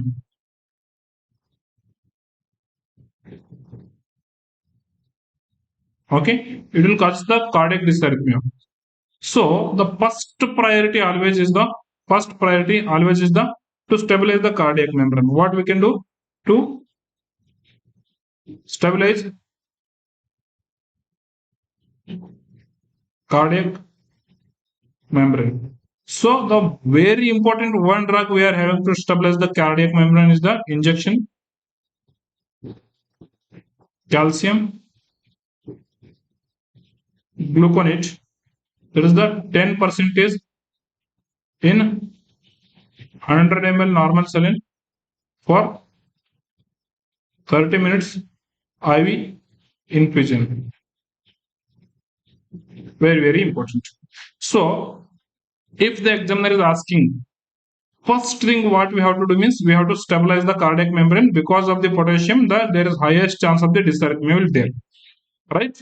So the first treatment what I have to give is the injection calcium gluconate 10 percentage in the 100 ml NS. Okay, so here the 10 percentage stands here as the in a one vial of the calcium gluconate. Okay, so there will be a 1 gram or we can say 10 percentage of the calcium will be there. So this one will mix in the 100 ml of the normal saline and will give to the patient. Okay, so very important. So then comes to the option here. Okay, the first line treatment of the hyperkalemia is to administer the 1 gram of the calcium gluconate IV. Okay, by mixing in the 100 ml NS for the 30 minutes of the duration. Okay, so this is the one kind of the question. Another kind of the questions they will throw in front of you people, like which of the following is the most effective method of treating the hyperkalemia by redistributing the potassium in the cells. Okay, so this kind of the question also come. Okay, whenever there is a potassium increases, we are having the three mode of the treatment for this potassium treatment. One is to eliminate the potassium. We have to eliminate the potassium from the body to out. One is to redistribute the potassium. One is to stabilize the cardiac membrane first, or we can say the antidote. Okay, just a second. We can say the antidote. Okay. So to eliminate the potassium outside the body, we are having the many options. Among those, we are using the furosemide. Okay, we can say this furosemide also has in the injection Lasix. Okay, and one is the potassium binder. Furosemide or the injection Lasix eliminate the potassium from the urine, and this K binder eliminates the potassium from the GI tract. Okay, so this is how we have to eliminate the potassium in case of the hyperkalemia. So one more thing, that is to by redistributing the potassium. So as all of you know that this is the cell. If the hyperkalemia happen means this potassium came out of the cell. So we have to redistribute the potassium back to the cell. So sir, how we have to redistribute the potassium, sir? Yes, by giving the injection insulin, that is the intravenous route. Only one insulin we will use intravenous route, that is the regular. Okay, so regular insulin, when you are giving the insulin, there is highest chance of the hypoglycemia is there. To prevent that one, so we are using the dextrose. Very, very important. So if you found the word in the exam that is to redistribute the potassium, your answer is the injection insulin plus dextrose. If you found the word the first or the antidote for the hyperkalemia, that is the injection calcium. Gluconate is the first drug, and which is the antidote for the hyperkalemia. And to eliminate the potassium out of the body, there are two. One is the by giving the injection Lasix or the furosemide. One is by giving the K bonder, that is the sodium polystyrene sulfonate. Okay, so very, very important. Here the examiner asked the first line, so I am giving the answer. That is the option A is the correct answer. Hope the rationale is clear to everyone, and it is very, very important to everyone. Okay, so hope it is clear to everyone. So then comes to the next question. The question is, which of the following should be checked before administering the potassium chloride? Okay, so here we are having the patient with the hypokalemia. Consider that the potassium is decreased. Okay, before now we have to redistribute the potassium. Okay, how we have to give the potassium? But if the potassium is between the 3.0 to the 3.4, so we have to give the syrup pot chlor. Okay, syrup potassium chloride we can give. If it is less than 3, we have to go for the injection KCl, that is the injection calcium injection potassium chloride. Okay, if the potassium is less than 3, so this injection potassium, don't give the direct IV. Okay, don't give the direct IV means I am loading the potassium and I am pushing the potassium. The patient will die because of the cardiac dysarrhythmia. Don't give direct IV. Don't give IM. Don't give intramuscular, and don't give intradermal. Never ever give the subcutaneously. Okay, so only one route we have to give the potassium is the by the infusion. By the infusion. Sir, how means 40 milliequivalent of the potassium in the 400 ml of the normal saline for the 4 hours at the rate of the 100 ml of the potassium infusion for 1 hour. Okay, so this is how we have to give the potassium infusion. Okay, this is how we have to give the potassium infusion. Very, very important bacho. Okay, so if I want to infuse the potassium to the patient, consider if you want to replace 1 milliequivalent per liter of the potassium means you have to give the 200 milliequivalent of the potassium to the patient. Here among these 200, only 1 milliequivalent will remain in our body. Remaining 199 milliequivalent will be excreted from the body. So what I said here, it should be excreted from our body. Alright. So if The urine output is not normal. Potassium means this potassium will not go out of the body, so that may leads to the potassium overload, cardiac dysarrhythmia, and death of the patient. So every time before giving the KCL, so we have to check the serum creatinine level and we have to check the urine output of the patient. If the urine output of the patient and serum creatinine level is in the normal range, means the kidney is functioning. If we administer the potassium, it will eliminate the potassium, so we can give the potassium. Okay, so very importantly, before administering the injection KCL, we have to make sure that the kidney should be functioning normally. Okay, that is the very important and high yield question for you people. Okay, so the next one is the, yes, again the very important question for you people. Yes, a patient presents with a hypokalemia, means the potassium is less than 3.5 gram, sorry, 3.5 milliequivalent, and is having the history of the vomiting also. What is the least likely cause of the hypokalemia here? Okay, so just the question is asking simple, what is the least likely cause of the hypokalemia? To reduce the potassium, to decrease the potassium level in the body, which one is the least likely cause here? Vacho, if you are giving the diuretic therapy, that is the injection Lasix, or that is the injection furosemide, means it is having the highest risk of the causing the hypokalemia, so it's not least likely cause, it's the most likely cause of the causing the hypokalemia. Then option B is the wound drainage. Okay, so in the wound drainage, as I told, a potassium is abundant in the cell. If you are draining the wound, means it will damages the wound, and from the wound the potassium will go outside by the drainage. So this is also having the highest risk of the causing the hypokalemia. Then comes to the vomiting and gastric clot content. Remember, the gastric secretion is highest and which is completely rich in the potassium. If the patient is having the excessive vomiting and excessive diarrhea, there is highest chance of decrease in the potassium. So this is a vomiting and gastric loss content also causes the hypokalemia. Then comes to the insulin therapy. Just I told what happens, insulin will move the potassium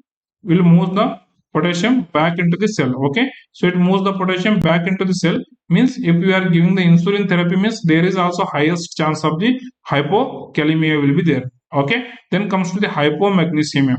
When the magnesium decreases, the potassium also decreases, because both are directionally proportional, remember. Okay, so the hypomagnesemia also causes the hypokalemia, but hypoaldosteronism will causes the hyperkalemia. Okay, so this is the least likely cause of the our hypokalemia, because the hypoaldosteronism causes the hyperkalemia. Okay, so how, sir? Yes, let me explain this one. Okay, let me explain. So aldosterone, what is the function of this one is, it will reabsorb the sodium plus water. Okay, so it will reabsorb the sodium plus water, and simultaneously the function of the aldosterone is to eliminate the potassium and eliminate the H plus ions. Okay, so it will eliminate the potassium, it will eliminate the hydrogen ions. If aldosterone is increasing, means the sodium is increasing in the body, it will, okay, what I told, the increase aldosterone normal function is to retain sodium and retain water. Okay, it will cause the sodium and water retention, and the normal function of the aldosterone is to eliminate. Normally it will eliminate the potassium, normally it will eliminate the hydrogen ions. Whenever there is an increase in the aldosterone, that time it will causes the increased retention of the sodium and increased retention of the water will be there. So there is chance of the hypernatremia and hypertension will be there. Chance of the weight gain will be there in the hyperaldosteronism. But when there is the, okay, when there is increase in the aldosteronism, what I told, there is chance of the hypernatremia water retention, which causes the weight gain, and water retention causes the hypertension. So similarly, increased aldosterone means it will excessively eliminates the potassium, and it will excessively eliminates the hydrogen ion. Okay, so the increased elimination of the potassium causes the or decreased potassium level, that is what we call the hypokalemia, and excessive elimination of the H plus ion means, yes, the H plus ion is going out of the body means pH increases, so which causes the alkalosis. Alkalosis. If in case aldosterone is decreased, it means a sodium is not retaining, the water is not retaining, means the sodium will go out of the body through the urine and water will go out of the body through the urine. So there is chance of the hyponatremia and hypovolemia. Simultaneously, the aldosterone is decreasing, means there is no aldosterone to eliminate the potassium, there is no aldosterone to eliminate the H plus ion. So the potassium level will increases and the H plus ion will increases, right? So the increased potassium level, increased H plus ion, so it will be very important, right? So it will be very important. So decreased aldosterone causes the hyperkalemia, not hypokalemia, and decreased aldosterone level which will cause the increased H plus ion means it decreases the pH. Okay, so the hypoaldosteronism causes the decreased pH means this is indicating the acidosis. Okay, it indicates the acidosis. Okay, so hypoaldosteronism causes the hyperkalemia and acidosis. So here the least likely cause of the hypokalemia means, yes, it is causing the increased potassium. So hypoaldosteronism is the least likely cause of the our very important hypokalemia. Okay, so hope it's clear to everyone. Then comes to the next very important question, that is on the modified Allen's test. So very important. The question is, which artery is released first during the modified Allen's test to assess the collateral flow or the collateral circulation? So which artery we have to release first? So first I will tell what is the modified Allen's test, then I will tell the correct answer for this particular question. Okay, so modified Allen's test is the test we have to perform before ABC analysis sample collection. Okay, before ABC analysis sample collection, we have to perform the modified Allen's test. Hi sir. Hi sir means we are doing the ABC, means arterial blood gas. So I want to take sample from the artery. Right? I want to take sample from the artery. Okay, so if I want to take sample from the artery, I have to prick the artery. Okay, so I am pricking the artery, means artery will carry the oxygenated blood to the our hand here. Okay, so which artery I will prick? I will prick a most commonly used artery, that is the radial artery is the most commonly used artery to prick to take the ABC sample, right? So this is my radial artery and this one is my ulnar artery. Okay, so our radial artery is supplying the blood to the our palm, and our ulnar artery is supplying the blood to the our palm. So both are carrying the oxygenated blood, right? So now I want to prick the radial artery to get the arterial sample. Correct? Yes sir, correct. So if I am pricking this artery means there should be another artery which should carry the oxygenated blood and it should be supplied here. If these ulnar artery also block and I am pricking the radial artery, means the both will blocks.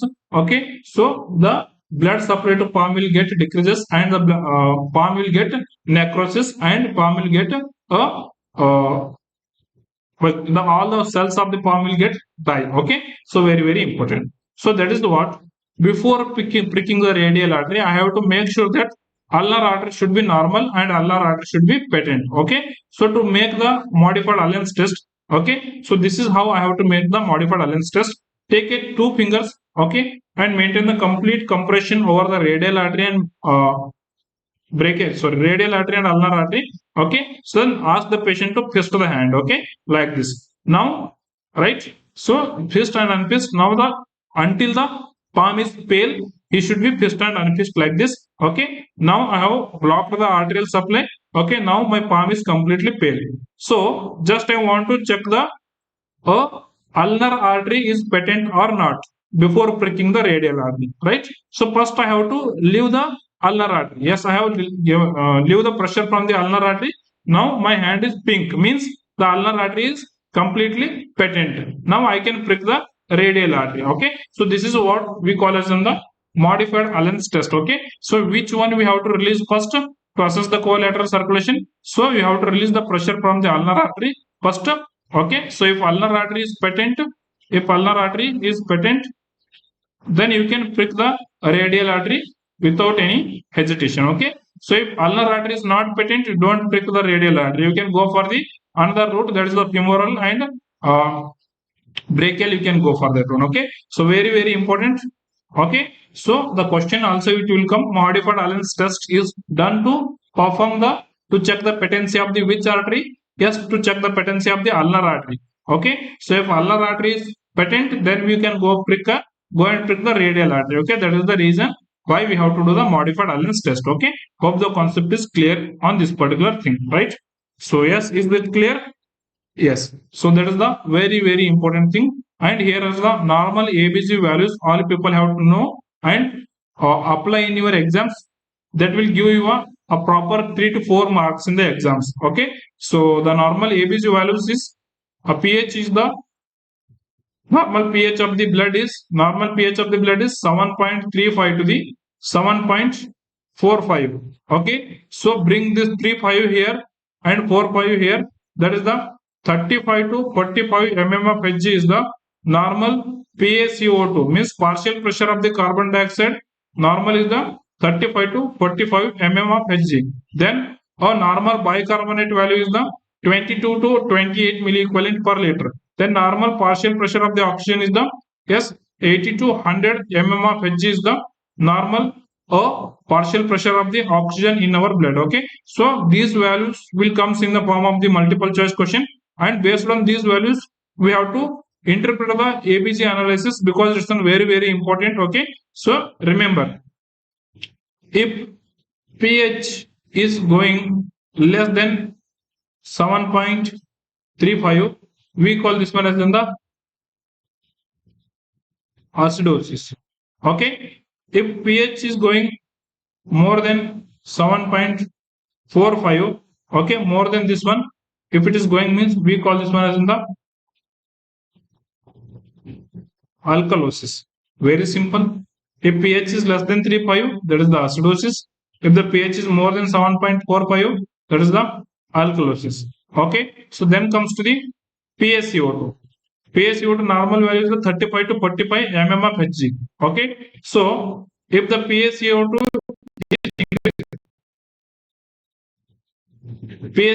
is increased more than 45 mm of Hg, so that is what we call as the respiratory, okay, acidosis, right? A PaCO2 decreased less than 35, that is also a respiratory alkalosis. To say this one, if pH is increased more than 45 mm of Hg, means the PaCO2 increased more than 45 mm of Hg, means a pH will decreases less than 7.35. Okay, so in the question, a pH is less than 7.35 and PaCO2 is more than 45 mm of Hg, so that means it's in the respiratory acidosis. Okay, and in the question, the PaCO2 is 35 mm of Hg and a pH is more than 7.45 mm of Hg. A PaCO2 is less than 35. A pH is more than 7.45. So this one, what we call as in the respiratory alkalosis. Very important. Then comes to the bicarbonate. Bicarbonate is a good indicator for the metabolic problem. Okay, if bicarbonate is increased more than the 28, so that is what we call as in the alkalosis. If the bicarbonate is decreased, okay, less than 22, So we call this one as the acidosis. We call this one as the acidosis. Very, very, very important. Next, last one, that is the PaO2. Okay, so if PaO2, it's the least indicator, but we will still consider this one. It should be within the normal range of the 80 to 100. Okay, it is within normal range, means that is the normal. If it is going less than 80, means that indicating the respiratory alkalosis. Okay, so that indicates the respiratory alkalosis. So let me this is the very short tricks I have given to you people who don't know how to solve the ABC. Okay, if you know how to interpret, apply that method only, that will give you a correct answer. Okay, this is to those beginners who is don't knowing the how to interpret the ABC. For them, I am teaching this one. Okay, so yes, here is the who all know that how to interpret the ABC. Please do interpret this one. Which of the following indicates the metabolic alkalosis? Which of the following statement indicates the metabolic alkalosis? Yes, do comment the correct answer. Here in the option A, the pH is 7.50, means it is increased. So what is there? The pH is increasing means that is the alkalosis. Alright, this is the case of the alkalosis. It is more than 7.45. Okay, that is the alkalosis. Here the PaO2, sorry, PaCO2 is decreased. Okay, so PaCO2 is decreased. So that is PaCO2 is normal is the sorry PaCO2 is the normal here. Okay, why? Because the normal PaCO2 is not decreased, it's an normal here. Okay, it's a normal here.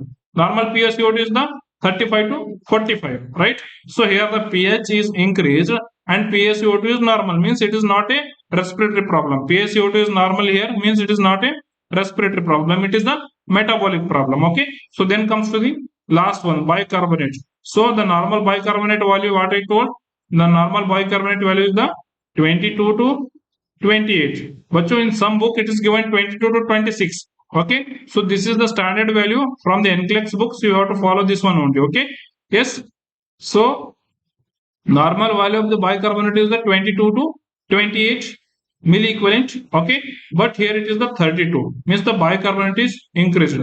So it is clearly a bicarbonate increased, means what I told, that is the alkalosis. Okay, so the pH is more than 7.50, that is the more than 7.45, that is the alkalosis, and bicarbonate also increases, that is the alkalosis. So what I told, the bicarbonate is the metabolic indicator. So this is the case of the metabolic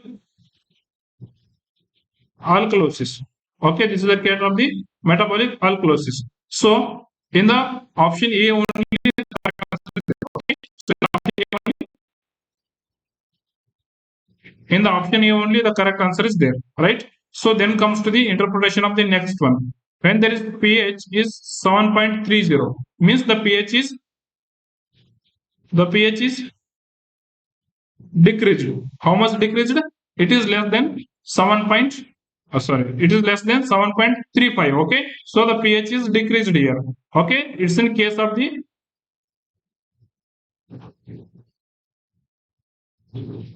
acidosis, right?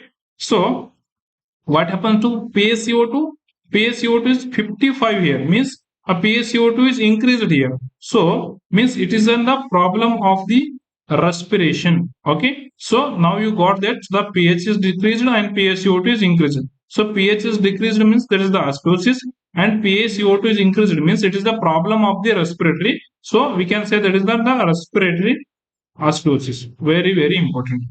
It's in the respiratory acidosis. Okay, bicarbonate comes to normal here. Okay, so the option B is the case of the respiratory acidosis. Option B. Okay, option B stands here as the case of the respiratory acidosis. Hope it's clear to everyone. Then comes to the option C. Here the pH is 7.48 and PaCO2 is 30 mm of Hg and bicarbonate is 22 mm of Hg. Okay, so whether the pH is normal No, 7.35 to 4.5 is normal. Here it is the 4.8, means the pH is increased. Okay, so the pH is increased, means it is the case of the alkalosis. Okay, it is the case of the alkalosis. Then comes to the PaCO2. PaCO2 is decreased here. Okay, what I told, the normal 35 to 45 mm of Hg is the normal PaCO2. Here the PaCO2 is decreased. Okay, so PaCO2 decreased means what we have to do? Yes, what we have to do? PaCO2 decreased means, yes, that is the a problem of the respiration. Okay, so we can say this is the case of the respiratory alkalosis. Okay, so it's a case of the respiratory alkalosis. Then comes to the option D. Okay, that is the pH is 7.28 and PaCO2 is the 30. Then bicarbonate is the 18. Okay, so here the pH is decreased and PaCO2 also decreased and bicarbonate also decreased. So what is this case? Bacho, here pH is decreased and bicarbonate is decreased, means it is the case of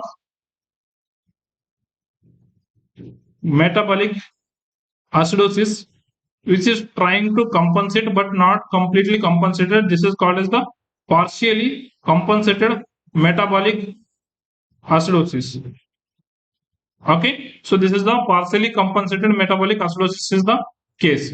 Hope it will be clear to everyone. So to solve this partially compensated and uncompensated, one more question I have brought in front of you people. So do solve this question.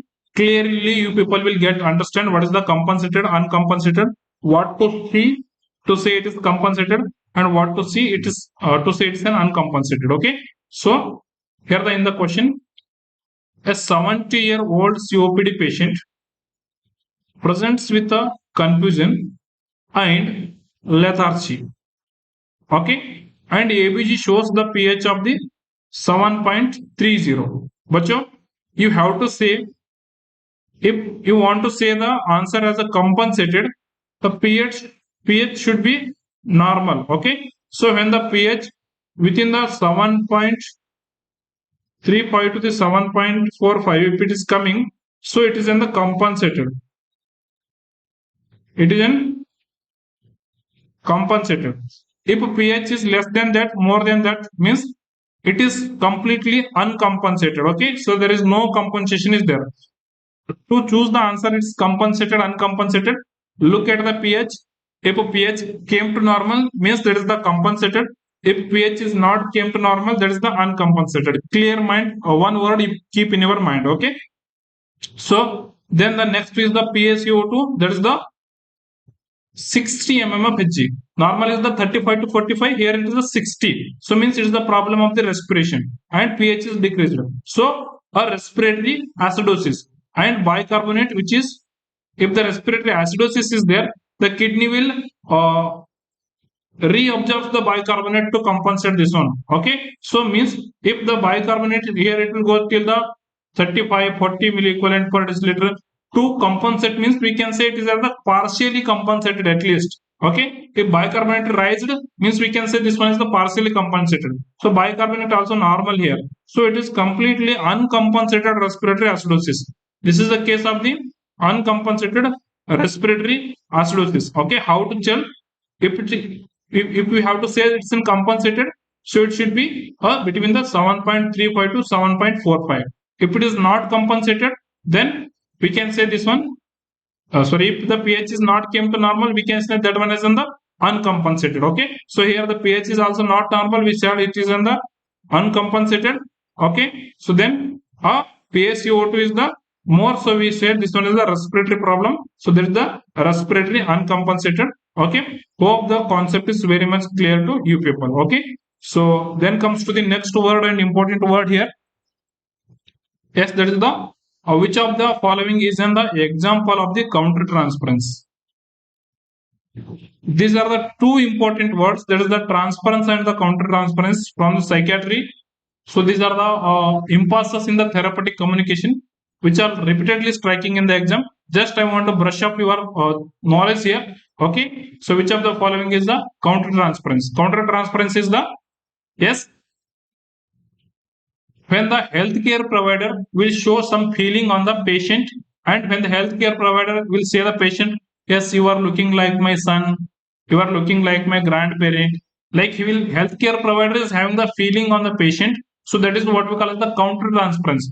If the patient is having the feeling on the healthcare provider, like you are taking care of me a lot, sir, you are looking like my father, sir. If the patient is saying to healthcare provider like this, when the patient is having the feeling on the healthcare provider, that is what we call as the transference. Okay, when the healthcare provider is having the feeling on the patients, so that is what we call as the counter transference. Okay, so these are the very very important. Option A, a therapist feeling protective of a patient who reminds them as the father of uh, who reminds them of their own child. Okay, so here the therapist having the feeling on a patient. Okay, here after looking at the patient, the therapist telling to the patient that you are looking like my own child. Okay, so you are looking like my own child, so that is what we call the counter transference here. Okay, so option is the counter transference. It's an example of the counter transference, very very important. So correct answer is the option A. Then option B is the patient is feeling angry. Here the patient is showing emotion towards the therapist, so this is the example of the transference. This is the example of the transference. Then comes to the option C, a therapist developing a close friendship. A therapist is developing a close friendship. So this is what we call as in the a boundary violation. We call this one as the boundary violation. So never ever should make healthcare setting. Okay, that is what we call as in the boundary violation. Okay, so then it comes to the option D, a patient refusing to talk about the traumatic event. So this is not related to anything. Okay, so that is the, hope it's clear to everyone. Then comes to the next question. Okay, here the hypochondriasis is a characteristic characterized by which of the following. Okay, so what is the meaning of the hypochondriasis? Yes, in a disorder like hypochondriasis, patient will show the extreme concern of one's own health, and patient will having the strong belief that he is having the very dangerous disease. Even after repeatedly he will visit the healthcare settings, he will make all the tests, he will make all the scannings, he will make all radiological blood investigation, everything. Still there is no evidence is there of the presence of the disease, but still the patient will say, I am having the very serious and dangerous disease, and the patient will show a extreme concern of his one's own health. So that is what we call as the hypochondriasis. Okay, so the simple meaning of the hypochondriasis is there a excessive concern with a physical health despite of the medical reassurance. So here the medical professionals will repeatedly tell to the patient that you are not having any kind of the diseases, you are completely normal, but still the patient is having a belief that he is having a very dangerous disease. So that is what you call as in the hypochondriasis. So this is goes to the correct answer for this particular question. Okay, then comes to the next important question.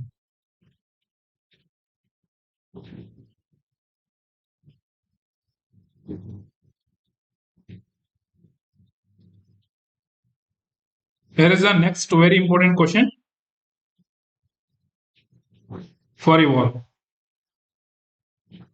Yes, a 32-year-old man who involved in a car accident several months ago, means previously a man he is involved in a car accident. Okay, so now he is begins to having the nightmares, means night he is getting the fears, then he is having the flashbacks of that particular incident what happened in his life. Okay, so he avoids driving often, then feels aids. Okay, so what is the most likely diagnosis? What happened here? A person who is having a a car accident event in the long back ago. Now that whatever the events is he happened here previously, whatever the trauma happened to the patient, so that a thing which is coming in the mind of the patient repeatedly. So now he is avoiding the all the work and which is creating the stress to him. Okay, so that is what actually question is telling here. A 32-year-old man involved in the car accident, okay, several months ago. Now he is having the nightmares of that one and the flashback of that particular event. Okay, so now he is avoiding the all the works and he is feeling aids and he is feeling the stressful. So what we call this one? This one we call as the post traumatic stress disorder. Sir, what it means? So after the dangerous trauma in their life, okay, so post traumatic means after the some dangerous trauma, the patient will feel the stress disorders. So that is what you call as the PTSD or the post traumatic stress disorder. Hope it is clear to the everyone. Okay, so the next question is here, the fixed question which is repeatedly strikes in your exam. Okay, in a patient who is using the alcohol, he is now got the acute alcohol intoxication. The alcohol is overloaded in the body of the patient, and now the patient presents with a severe agitation. The patient is presenting with a severe agitation, means he is the hyperactive. He is like telling, "Don't touch me, I will beat you." Okay, like this. A patient is hyper agitated here, and the patient is similarly having the tremors also. So, which medication would be most appropriately used to help to manage the these withdrawal symptoms? Okay, so to treat the withdrawal symptoms, or we can say, so the patient is having severe agitation. Now we have to give the benzodiazepines. A drug of choice in the acute alcohol intoxication is the benzodiazepines. The classification. Okay, so among those, the best drug is the chlorodiazepoxide. Okay, so chlorodiazepoxide is the drug of choice for the treating the acute alcohol intoxication and to treat the alcohol withdrawal symptoms. Okay, so very important thing and very important question. Okay, but the examiner asking the question like this, sir, what is this? So yes, let me read the question. Okay, so what is the primary mechanism of action of the disulfiram? Okay, so what is the primary mechanism of action of the disulfiram? Sir, what is disulfiram, sir? Disulfiram is a drug where we are using as a end abuse drug. Okay, we are using this one as in the end abuse drug. Sir, what is the meaning of this one, sir? A patient is excessively abusing the alcohol. Abuse means abnormally using the alcohol, means we want to detach the patient from the alcohol use. So now we will give which drug? Yes, we will give the disulfiram drug. Okay, so don't forget, bacho, this disulfiram should be given in a patient without alcohol. Okay, so if the patient had the alcohol, means we will don't give the disulfiram. Okay, so if the patient is had the alcohol already and now is completely agitated and now is completely in the mood of the destruction of the others, okay, then we will give the one drug that is called as the chlorodiazepoxide. That is already I have discussed. Okay, so the disulfiram is given in the patient who wants to discontinue the alcohol. Okay, so he should be completely motivated before giving the disulfiram. The patient should be self motivated to leave the alcohol, then only we will give the disulfiram. Okay, so this is a disulfiram is the anti-abuse drug. The chlorodiazepoxide is the drug of choice to treat the alcohol withdrawal symptoms and drug of choice to control the acute agitation in the alcohol intoxication patient. Okay, so both scenarios are different and both answers are different. Okay, now the question is asking a mechanism of action of the disulfiram. Okay, what is the mechanism of action of the disulfiram? Okay, so disulfiram, when we will give this disulfiram, will blocks one enzyme. The name of the enzyme is the acetaldehyde dehydrogenase. Okay, this acetaldehyde dehydrogenase, what it will do when we will have the alcohol, that time our acetaldehyde will build in our body. So this acetaldehyde dehydrogenase enzyme which is there in our body, it will metabolize the aldehydes and it will eliminate the aldehyde. If I give the disulfiram, it blocks this acetaldehyde dehydrogenase, means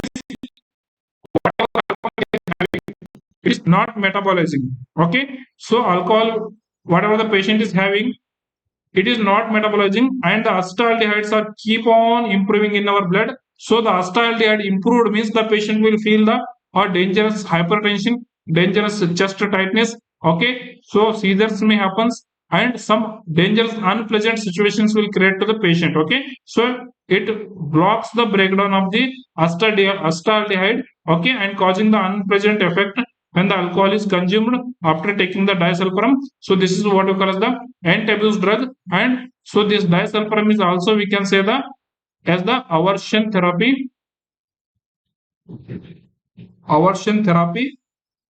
in alcohol. Okay, so that is the very important. Hope the disulfiram is clear to everyone. If the question is coming like this on the alcohol, how sir, how means, yes, which of the following is the medication which is commonly used to reduce the alcohol craving and to helps to maintain the abstinence. Okay, so first one we have seen, that is the alcohol withdrawal controls a chlorodiazepam. Second one, if the patient wants to leave the alcohol, I want to give the aversion therapy and I want to give the anti-abuse drug, that is the disulfiram. Now the patient have controlled the alcohol and he is getting the craving. Again, in his mind, it's coming, I wants to take the alcohol, like this. Cravings is creating in the patient means, so in order to control the craving in the alcoholism, so we have the drug, the name of the drug what we call as in the naltrexone and acamprosate. Okay, naltrexone and acamprosate. So these drugs are the drugs where which will use to where it will use to control the cravings in the alcohol. Hope it's clear to everyone. Okay, so naltrexone and acamprosate are the anti-craving drugs. Disulfiram is the anti-abuse drugs.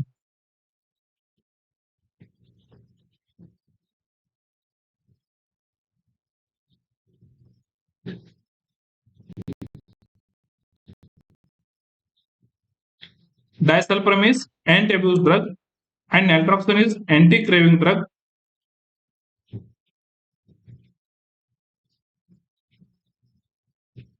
And a diazepam classification where the chlorodiazepam oxide, lorazepam and diazepam are the, yes, these are the, yes, acute intoxication drugs or the alcohol or withdrawal symptoms treating drugs. Okay, so if chlorodiazepam oxide is not there in the option, we can go for the lorazepam. That is also not there in the option, we can go for the diazepam also as an answer. Okay, so yes, so hope the concept is clear on the alcohol intoxication, alcohol withdrawal symptoms management, alcohol craving management, and alcohol and abuse management. Okay, so here is the next and very important question on the ECT. Okay, so very important question. Yes, which of the following drug is typically used to prevent muscle contractions and minimizes the risk of the fractures? Okay, so to prevent the muscle contraction and to minimize the risk of the fracture, which of the following drug we have to use in the ECT? Okay, so ECT stands here as the electric convulsion therapy. Here we are giving the electric current to the patient to induce the convulsion. Which convulsion we will induce? That is the generalized clonic tonic seizure we will induce. So that is a definition of the ECT stands here. It's an artificial induction of the electrical current to the brain to induce the seizure.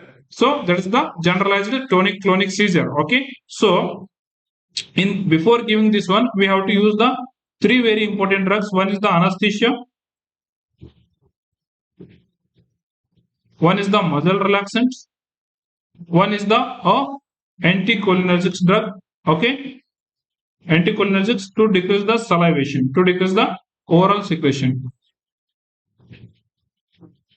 Okay, so the succinylcholine is the drugs where we are using as in the muscle relaxant. Okay, so if you are using the muscle relaxant, then it will prevents the muscle contraction and it will minimizes the risk of the fracture. Okay, so the correct answer is the option A. Okay, so if in case you are using the anticholinergics, yes, you have to use the anticholinergics. That is the atropine. The what is the purpose of using the atropine? That is the decreasing the oral secretion and to reduce the risk of the aspiration. What is the purpose of the using the atropine during the ECT? To decrease risk of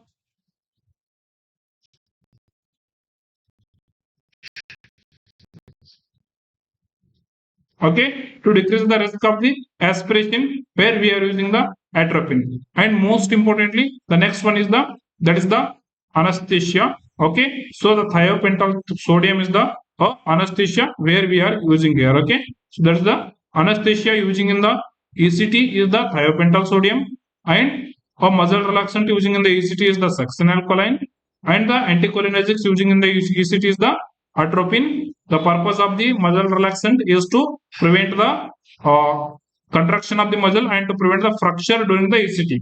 The purpose of the anticholinergic atropine is to reduce the salivation. Okay, so very important points. So we have discussed on the ECT medications. Okay, so next here is again the question from the research.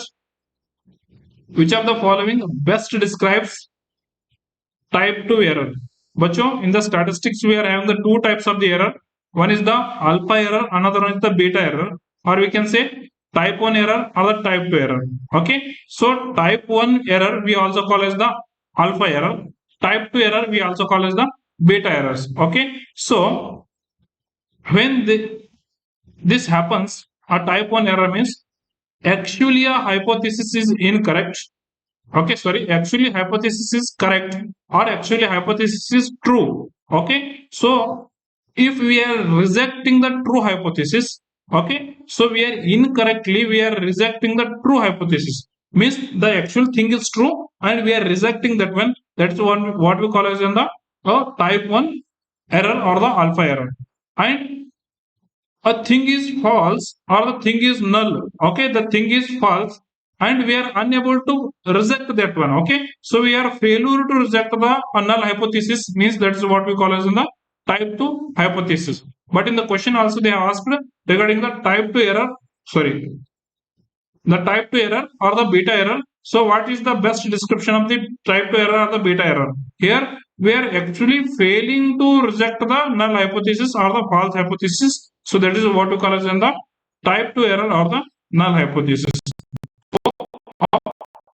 Hope the class on the research, management and psychiatry and most important content from the ABC, from the particularly from the electrolytes like potassium and its management, hypokalemia, hyperkalemia, and many more things and more important points what we have discussed today will be helpful for the tomorrow's exam. So always remember, bacho, having the self belief is the most important thing. So that will be boost your knowledge. Always be cool, calm, relaxed.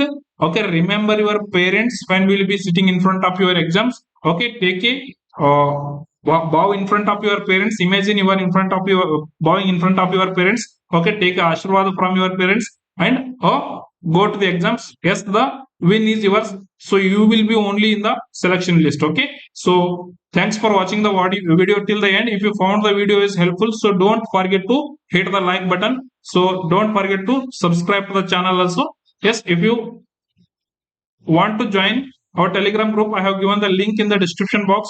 And if you want to download our app for the best test series for our upcoming Norcet and the mains of this particular Norcet 8, so we are again coming with a very best test quality for the mains exam also. Yes, if anyone want to purchase the mains test series, yes, we will launch in the next day immediately after the prelims exam, and we will meet again in the tomorrow's class after the exams with a paper solution with the best rationale everything. So tab tak ke liye stay connected, stay motivated. Yes, so we will meet again in the next class. So tab tak ke liye Jai Hind, Jai Bharat. Take care. Bye bye. All the very best for your exams. Be a strong person and give your best shot in the exams. That definitely brings you a quality results. Yes, we'll meet again in the tomorrow's class. तब तक के लिए जय हिंद, जय भारत.